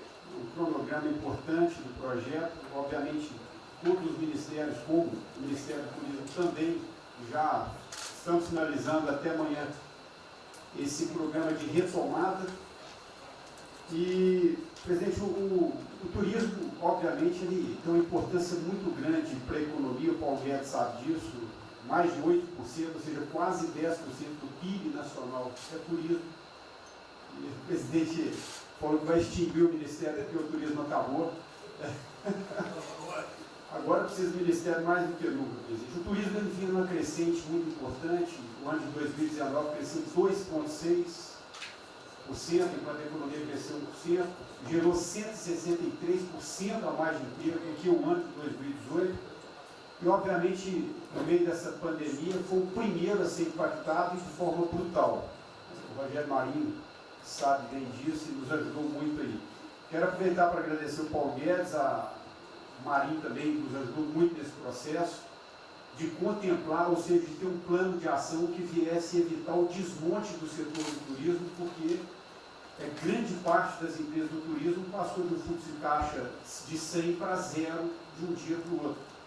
Então, ações como a suspensão de contrato de trabalho, o ministro Moro também agradeço, teve uma ação fundamental do setor, que foi uma medida provisória que contemplasse ambas as partes, tanto o consumidor quanto as empresas, através da Senacom, que impediu judicializações em massa, porque aquela pessoa que comprou o ingresso de um show ou um pacote turístico, ela, se fosse para cima das empresas ainda para pedir um reembolso de imediato, isso seria catastrófico, geraria mais desemprego ainda. Então, essa medida provisória garantiu que as empresas pudessem ter um fôlego, um prazo aí de até 12 meses para fazer esse reembolso. O terceiro ponto foi a questão dos créditos, que está terminando de ser fechado junto ao BNDES. Agradeço muito aí também o Montesano, a Caixa Econômica também, o Pedro, o ministro Paulo Guedes, que o entrave maior estava na questão das garantias, mas a gente está conseguindo finalizar esse modelo de crédito para contemplar a todos, desde o MEI ao micro, pequeno, médio, o grande empresário no Brasil do setor turístico. O setor, presidente, ficou muito feliz, se sentindo contemplado com todas essas ações e medidas por parte do governo federal. O setor do turismo no Brasil fizeram cartas com as principais associações agradecendo a postura do governo federal em relação a isso. Eu quero, presidente, falar um assunto aqui que talvez seja muito polêmico, mas eu acho que é importante esse debate nesse momento. Aí eu falo também para a ministra Damares, que eu sei que é uma pauta muito sensível também a ela, que é a questão, presidente, porque o Ministério do Turismo agora tem que ter um planejamento, um plano de atração de investimentos, que é o que gera emprego, renda, é o que ajuda, obviamente, a economia do Brasil. E para isso, presidente, eu acredito que é um momento propício nesse planejamento da retomada, discutir os resorts integrados. Não é legalização de jogos, não é bingo, não é caça-níquel, são resorts integrados. Obviamente, presidente, uma pauta precisa ser construída, ainda mais estou olhando para um cara feio para mim. A pauta precisa ser construída com as bancadas da Câmara, tanto a evangélica quanto a católica, mostrando ou desmistificando vários mitos que giram em torno disso. Não sei se o ministro Paulo Guedes concorda. Nós temos a possibilidade de atrair pelo menos 40 bilhões de dólares para o Brasil só de outorgas, de investimentos imediatos para essa pauta. Mas o que precisa ser feito, presidente, é realmente desmistificar a questão de evasão de divisas, de lavagem de dinheiro, de tráfico de drogas, e para isso eu sugeriria que nesse debate pudéssemos contar com o Ministério da Justiça, através da Polícia Federal, o Ministério Público na mesa, a Receita Federal, os órgãos de controle, mas obviamente, presidente, uma pauta que só levaremos para frente se a gente conseguir pacificar ou nos fazer entender pela bancada evangélica, pela bancada católica, para que não haja uma distorção na comunicação disso. Tem que ser um projeto muito bem feito, que eu acredito que pode ser, nesse processo da retomada, uma grande oportunidade para o Brasil atrair grandes complexos, dos quais apenas 3% são utilizados para os cassinos. E outra, isso não tem impacto diretamente nenhum na família dos trabalhadores brasileiros. Tá tipo diabo. Não, ainda bem isso não. Eu vou ter que começar a desmistificar para dar mais, gente. Eu estou vendo isso. Então, presidente, aqui, não estou dizendo que a gente tem que colocar isso como um projeto de governo, obviamente, mas abrir esse debate em torno dos resorts integrados. Tá. E para finalizar, presidente, o ministro Nelson está aqui com sua primeira vez. A gente fez um projeto muito bem elaborado, né, dentro do comitê de operações, que visa fazer com que os hotéis possam abrigar os profissionais de saúde, e só os profissionais de saúde. A questão do anterior do Ministério, por 2 vezes eu mandei a mensagem, não se manifestou, não se interessou, mas eu acredito que é um projeto que pode, sobretudo, trazer para o governo federal uma boa visibilidade com essa preocupação de quem está na linha de frente de combate, que são os profissionais de saúde. Visando 2 coisas, eu já vou terminar, que é primeiro melhorar essa logística do profissional de saúde, que sempre tem um hotel próximo ao hospital, aos hospitais, e também a preservação da família desses profissionais, mostrando, obviamente, a sensibilidade do presidente Jair Bolsonaro na preocupação com essas vidas desses profissionais. Obrigado. Parece que é hoje, às 16 horas. É uma reunião marcada para a gente discutir isso aí. Obrigado. Saúde e turismo. Penúltimo debatedor, ministro Weintraub. Obrigado. Em 3 anos eu... Obrigado. Em 3 anos, através do Onix, eu conheci o presidente. Nesses 3 anos eu não pedi uma única conselho, não tentei promover minha carreira, me ferrei na física, ameaça de morte na universidade, e o que me fez, naquele momento, embarcar junto, era a luta pela liberdade. Eu não quero ser escravo nesse país, e acabar com essa porcaria que é Brasília. Isso aqui é um campo de corrupção, de privilégio. Eu tinha uma visão extremamente negativa de Brasília. Brasília é muito pior do que eu podia imaginar. As pessoas aqui perdem a percepção, a empatia, a relação com o povo. Se sentem inexpugnáveis. Eu tive o privilégio de ver mais da metade desse time chegar. Fui secretário executivo do ministro Onix. Eu acho que a gente está perdendo um pouco desse espírito. A gente está perdendo a luta pela liberdade. É isso que o povo está gritando. Não está gritando para ter mais Estado, para ter mais projetos, para ter mais... O povo está gritando por liberdade. Ponto. Eu acho que é isso que a gente está perdendo mesmo. O povo está querendo ver o que me trouxe até aqui. Eu, por mim, botava esses vagabundos todos na cadeia, começando no STF. E é isso que me choca. É só isso, presidente.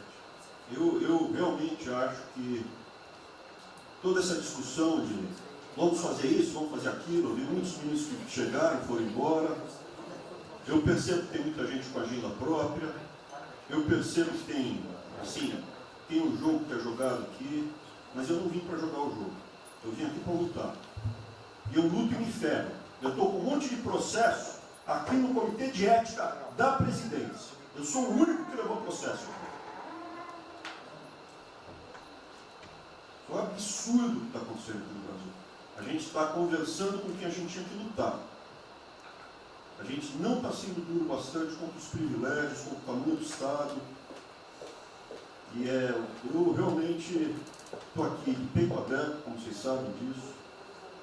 Levo tiro, odeio o Partido Comunista. Ele está querendo transformar a gente numa colônia.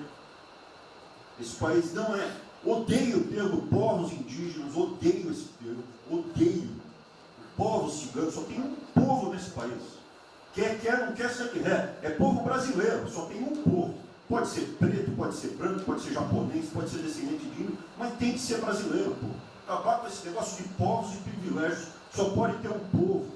Não pode ter ministro que acha que é melhor do que o povo, do que o cidadão. Isso é um absurdo, a gente chegou até aqui. O senhor levou uma facada na barriga. Fez mais do que eu, levou uma facada. Mas eu também estou levando o lado e estou correndo risco. E fica escutando esse monte de gente defendendo privilégio, teta. Entendeu? É isso. Negócio, empréstimos. A gente veio aqui para acabar com tudo isso, não para manter essa estrutura. E esse é o meu sentimento extremamente chateado que eu estou vendo. Essa oportunidade se perder. Eu sou, evidentemente, eu estou no grupo dos ministros que está mais ligado com a militância, evidente que eu era militante. Eu estava militando de peito aberto, continuo militando, do ponto de vista de carreira. Eu poderia ter tentado me dar bem. Não foi isso que eu fiz. Não foi isso que eu fiz. Sei que isso daqui é um palácio, existem intrigas palacianas, estou sendo muito franco. E a gente pode sim perder a liberdade, perder esse país. Ninguém vai se dar bem se a gente perder esse país. Quem vai se dar bem são pouquíssimas famílias. Pouquíssimas famílias. Não se mudam. Não se mudam. É isso.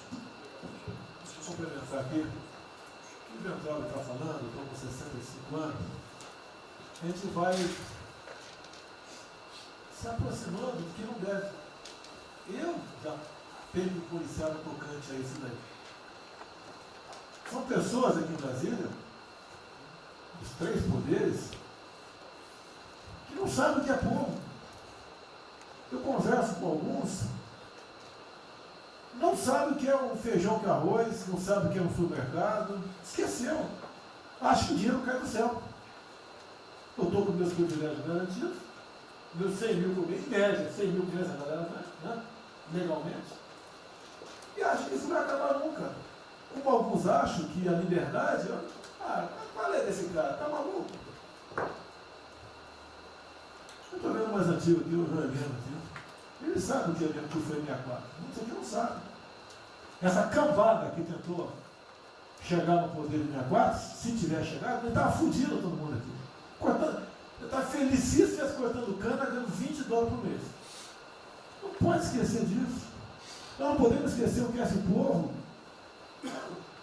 Eu vou convidar os ministros para domingo e passar a semana da Guadia. Convite, né? Não é missão, não, convite. Para ver como é que está o cara na esquina. Para ver uns merda, para falar aí, né? Uns merda de sempre. O cara rompeu o isolamento, está dando peça. Tem que ver pro cacete, pô. Está passando fome, está na merda, pô. Sentiu o cheiro de povo. Como eu falei lá. É uma experiência para todo político sentir e lá ver como é que está o negócio. Ou a gente tem que estar como se fosse, né, o general na retaguarda e deixar a tropa se encerrar na frente. Não, o general está na frente, o coronel está na frente, o capitão está na frente.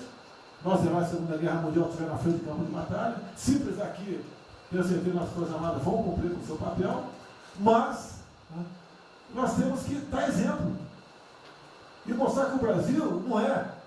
Eu sou mais educado que o Ventral, até me poli muito, o linguajar que ele usou, mas não é isso. Que o pessoal pinta por aí, se reunindo de madrugada, para lá, para cá, cima de informações. O meu funciona. O meu particular funciona. Os que tem oficialmente desinformam. E voltando ao tema, eu prefiro não ter informação do que ser desinformado por cima de informações que eu tenho. Então, pessoal, muitos vão poder sair do Brasil. Mas não quero sair, ver a minha irmã de Eldorado, outra de Cajati, o coitado do meu irmão, capitão do exército de Miracatu, se fuder, pô. Como é perseguido o tempo todo.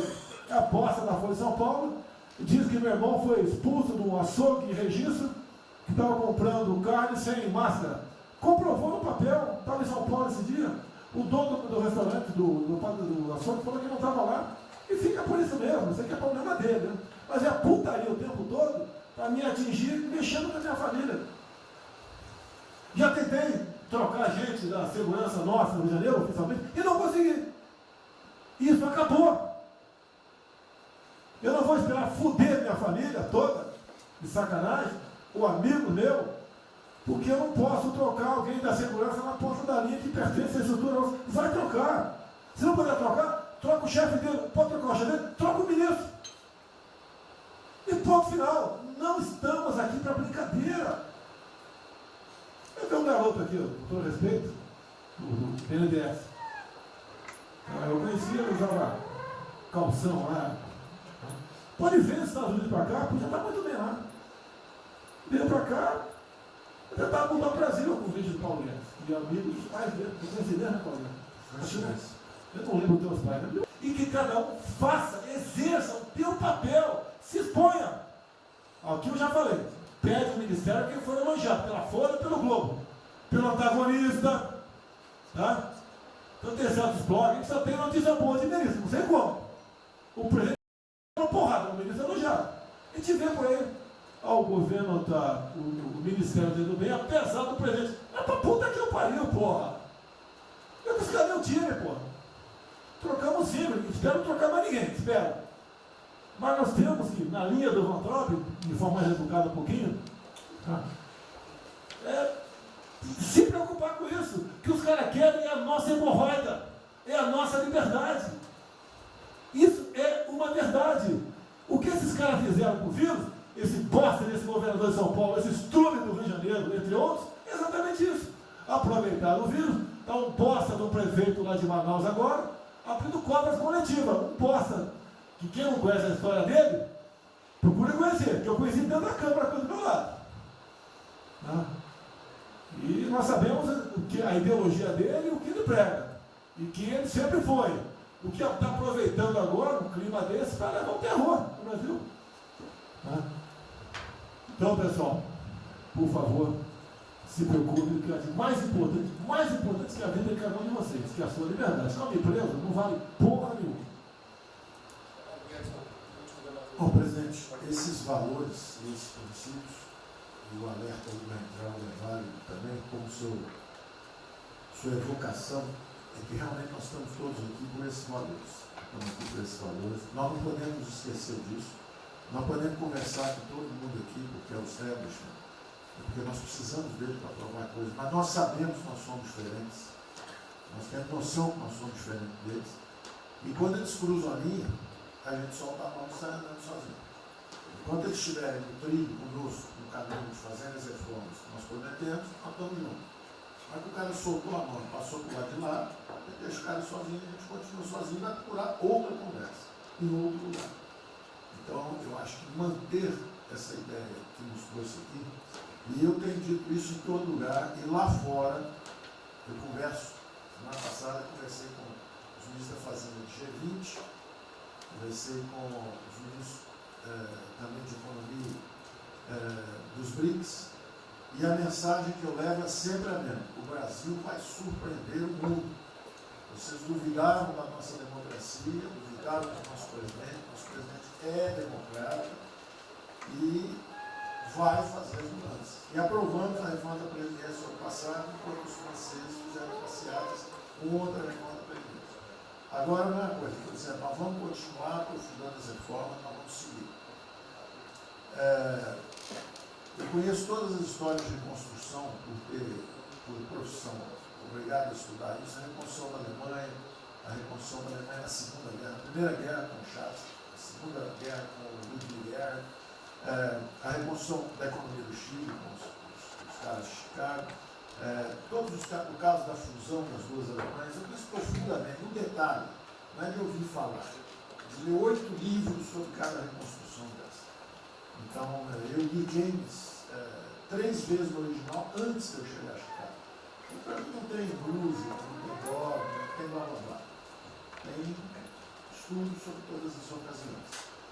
E nós vemos uma demonstração disso quando nós estávamos indo numa direção norte, com as reformas estruturantes, e de repente, em 3 semanas e meia, nós fomos para o sul.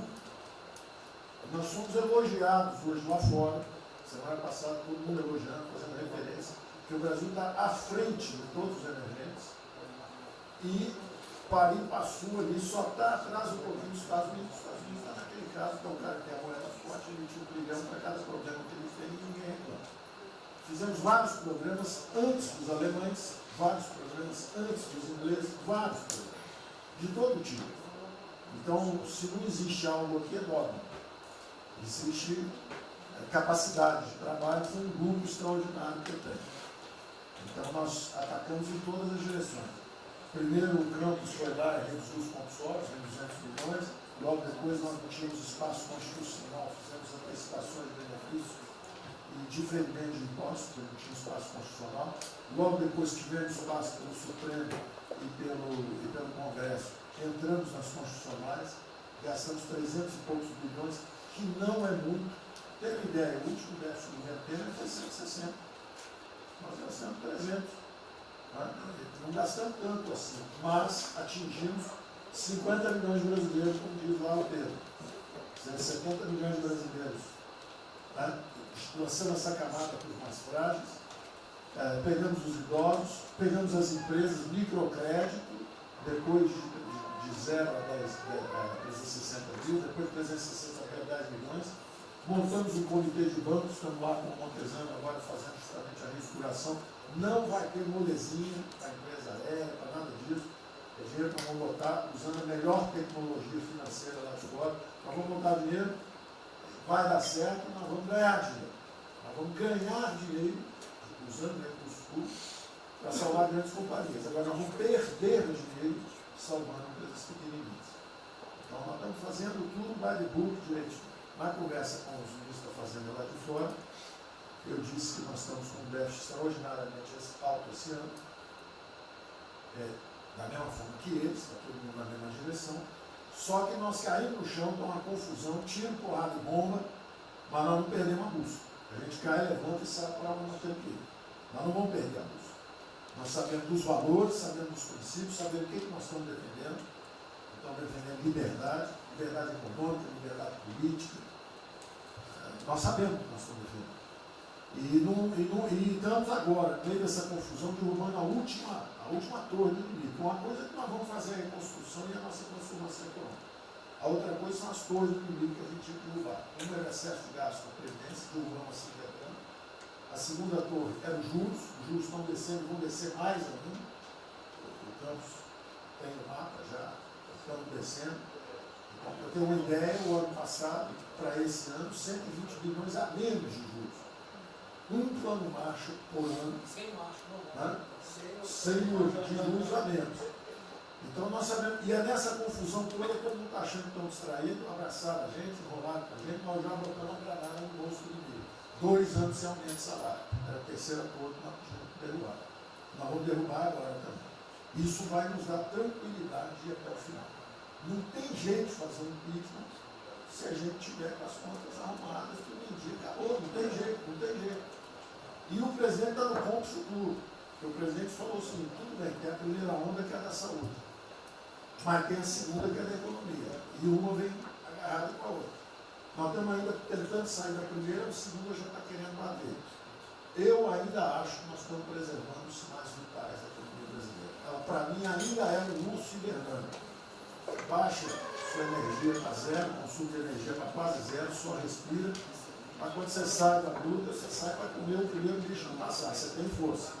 Nós não podemos deixar isso graças à superstátua da nossa Tereza, à logística do Tarcísio, a comida está chegando, as exportações estão subindo, a China é aquele cara que você sabe que você tem que aguentar, porque para vocês terem uma ideia, para cada $1 que o Brasil exporta 3 para a China. Você sabe que ele é diferente de você sabe que geopoliticamente você está do lado de cá. Então você sabe o seguinte, não deixa jogar fora aquilo ali não, porque aquilo ali é comida nossa, né? Nós exportamos para aqueles caras. Não vamos vender para eles, é um político nosso. Mas vamos vender a nossa história para eles. Isso a gente pode vender à vontade. Eles vão comer. Eles vão comer. A Índia também vai precisar comer. Vai ser o trading da água. Eles vão dizer que é a melhor trading da água. Um dia alguém comentou comigo, acho que foi o Ramos, não foi, Ramos? Foi. É o trading da água. Quer dizer, os caras precisam de alimento, não tem água, nós temos muito mais água que eles têm. Então eles vão ter que abrir mão da agricultura para fazer outras coisas e nós vamos poder exportar para eles também. Então nós temos um mapa de voo bom, nós temos uma equipe jovem, preparada, todo mundo trabalhando junto, e nós não vamos perder o rumo, nós não podemos perder o rumo. Então vai ter muita conversa, vamos para cá, vamos para lá, vamos fazer isso, vamos fazer aquilo, não vamos perder o rumo não. Pode dar investimento, bota peruca loura, faça batom vermelho, faz uma opção de coisa que for necessária politicamente, mas não vão perder o rumo econômico, não, nós sabemos onde nós estamos. Então, eu estou só dando uma mensagem de tranquilidade para todo mundo aqui, que é o seguinte, nós não estamos fazendo nada exótico, dogmático, nada disso. Nós estamos indo numa direção, fizemos o que o mundo inteiro fez, em 3 semanas e meia, nós fizemos o que o mundo inteiro fez, só que nós não vamos perder o rumo, não. Nós sabemos para onde nós vamos entrar já. Tá certo? E se o mundo for diferente, nós vamos ter capacidade de adaptação. Por exemplo, eu já tenho conversado com o ministro da Defesa, já conversamos algumas vezes, quantos 200 mil, 300 mil, quantos jovens aprendizes nós podemos absorver nos quartéis brasileiros? 1 milhão? 1 milhão a R$200, que é o Bolsa Família, R$300, o cara de manhã faz calistenia, aprende civil, organização social, como é que é o SPB, organização social, política, né? Faz ginástica, canta o hino, bate continente de tarde, aprende a ser um cidadão, aprende a ser um cidadão, disciplina, usar o tempo construtivamente, voluntário para fazer estrada, para fazer isso aqui. Sabe quanto custa isso? R$200 por mês, 1 milhão de cada, 200 milhões, joga 10 meses, 2 bi, isso é nada. Então nós vamos pegar na reconstrução, nós vamos pegar 1 bilhão, 2 bilhões e contrata 1 milhão de jovens aqui. A Alemanha fez isso na reconstrução. Aí você também quer fazer estrada, precisa de 3, 4 milhões a mais, tem um orçamento de 8, toma aqui seus 4 milhões. Isso não faz falta. Não faz falta.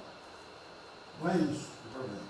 A mesma coisa o nosso programa do jogo, lá nos recursos integrados, não tem problema nenhum, são milionários, executivos do mundo inteiro. O cara vem, fazem convenções, olha, o turismo saiu de 5 milhões de Singapura para 30 milhões por ano.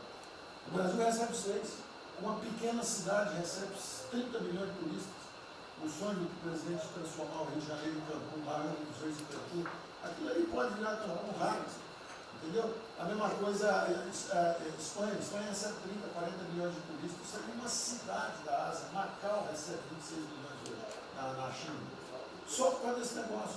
É um centro de negócio. É só maior de idade. O cara entra, deixa a grana lá, que ele ganhou anteontem, ele deixa aquilo lá, bebe, sai feliz da vida. Aquilo ali não atrapalha ninguém.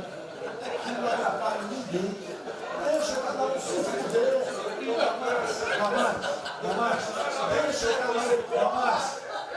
O presidente fala de liberdade. Deixa cada um se fuder do jeito que quiser. Principalmente se o cara é maior, vacinado e bilionário. Deixa o cara se fuder. Lá não entra nenhum brasileirinho. Não entra nenhum brasileirinho desprotegido. Se a CGU tiver como controlar a entrada e a saída do dinheiro, Isso, então vamos lá. se não tiver como lavar dinheiro sujo. Então, só para terminar as observações também finais ali, o Campos falou duas coisas também interessantes. Então, o Campos falou duas coisas interessantes ali. Uma é o seguinte, o estrangeiro para vir para fazer os investimentos, eu recebi o embaixador, já reportei isso para o presidente, eu recebi o embaixador dos Estados Unidos e ele veio conversar conosco. E a mensagem maior dele era uma só. Assim, olha, nós queremos um bom ambiente de negócio. Nós vamos colocar centenas de bilhões de dólares. O mundo inteiro quer investir no Brasil. Agora nós precisamos de um bom ambiente de negócio. Simplificação de impostos, segurança jurídica, coisa desse tipo. Né? Então, o secretário do Comércio Americano, que é o Wilbur Ross, o cara me disse o seguinte, eu só tenho um conselho para vocês. Vamos aderir ao GPA, é o General Purchasing Agreement, que é o seguinte, é um acordo, nós com a entrada na OECD, nós assinamos esse acordo, e esse acordo diz o seguinte, não pode haver nenhuma compra governamental sem transparência. Acabou. Então não basta a gente fazer isso, quer dizer, não vai fazer concorrência para concessão, privatização, então nós já estamos na pista certa, já estamos indo na direção certa. Só uma informação sobre isso aí, eu fiz uma reunião com o pessoal da CBE essa semana, agora foi semana passada, falando do nosso interesse, eles falaram que já nos consideram da CBE. Sim. Tá? Então, os ministérios, estou falando isso porque vários ministérios têm uma pauta a cumprir. Vamos continuar nisso porque vamos dizer, a impressão foi excepcional. Isso. Só um dado aqui do OCDE,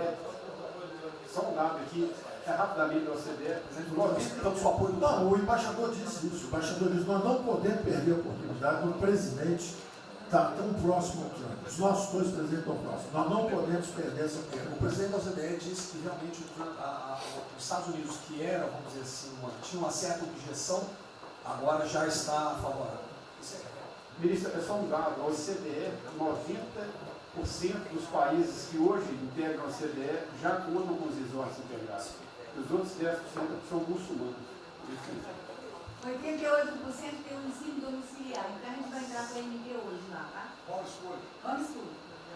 Pronto, obrigada.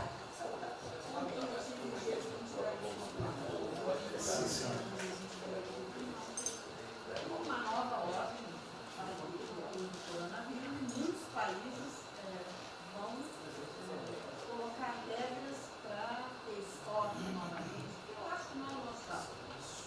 Nós temos que ter acesso ao mercado, mas nós precisamos incentivar o turismo. É o único produto que o Brasil não é autossuficiente. O resto, se amanhã quiser fechar, temos 2 milhões. Nós temos 2 milhões, certamente. Mas nós temos 2 milhões de hectares na linha Mato-Piba, prontos, inclusive, com a Embrapa, com variedades super produtivas para poder investir lá. Precisa de dinheiro. Uma última coisa. O dinheiro que volta, financiamento. Nós precisamos baixar os juros. A agricultura não aguenta 9% de juros, é muito alto. Não fala nada, não. O Banco do Brasil não está tudo em cobra. O Banco do Brasil não está tudo em cobra, porque não é privado nem público. Então, se for apertar o Rubem, coitado, ele é super liberal. Mas se apertar ele e falar, bota o juro baixo, eu não posso, senão a turma, os privados, meus minoritários, me apertam. Aí você fala assim, bota o juro alto, eu não posso, porque senão o governo me aperta. O Banco do Brasil é um caso pronto de privatização. É um caso pronto, e a gente não está dando espaço. Só já notou que o BNDES e a Caixa, que são nossos públicos, a gente faz o que a gente quer. Então, o Brasil não consegue fazer nada, tem um liberal lá. Então tem que vender essa porra logo. Apesar de todo o aumento de risco que passou a haver no sistema bancário, o Banco do Brasil está expandindo bastante seus empréstimos e a agricultura, a ministra Tereza Cristina testemunha aqui de que o apoio está sendo muito grande e nós estamos numa situação confortável, ministro, porque, primeiro porque em termos de liquidez, o público vê o Banco do Brasil como um porto seguro. Então, nós não estamos tendo problemas que outros bancos estão tendo, de preocupação com a liquidez do banco, com a rigidez do banco. E na na nossa formação de resultado, as pessoas físicas não têm um papel preponderante dentro do Banco do Brasil. E nós temos a felicidade, nesse momento, de contar com folhas de pagamento de empresas públicas, das Forças Armadas, né, que, em termos relativos, estão numa situação mais segura do cidadão comum, que não participa de empresas públicas. Mas só confessa o seu sonho. Confessa o sonho. Confessa o seu sonho. Em relação à privatização... Só em 23 é confessa, agora. Em relação à privatização, eu acho que fica claro que com o BNDES cuidando do desenvolvimento, com a Caixa cuidando da área social, o Banco do Brasil estaria pronto para um programa de privatização. Né? Mas isso a gente pode fazer. Só se discute, só se fala isso em 23. A gente pode fazer um dia um seminário aí, que possa escrever aí. Porque o Banco do Brasil, no passado, teve muitos privilégios pelo fato de ser público. Né? As folhas de pagamento vinham naturalmente do Banco do Brasil para a Caixa. A administração dos depósitos judiciais eram sempre do Banco do Brasil e da Caixa. Hoje isso tudo é processo de concorrência. Nós temos que pagar muito caro por esses antigos privilégios que não são mais privilégios. E fica só o lado ruim de ser estatal, pesando no Banco do Brasil. Porque a gente não tem a mesma facilidade de contratação, a gente não tem a mesma facilidade de demissão de maus funcionários, e vai por diante. Quer dizer, tudo tem que se submeter ao governo, ao Tribunal de Contas travando tudo. Né? O Tribunal de Contas, hoje em dia, é uma usina de terror. Se a gente faz alguma coisa, está arriscado dentro da cadeia. Se não faz, é processado por inação.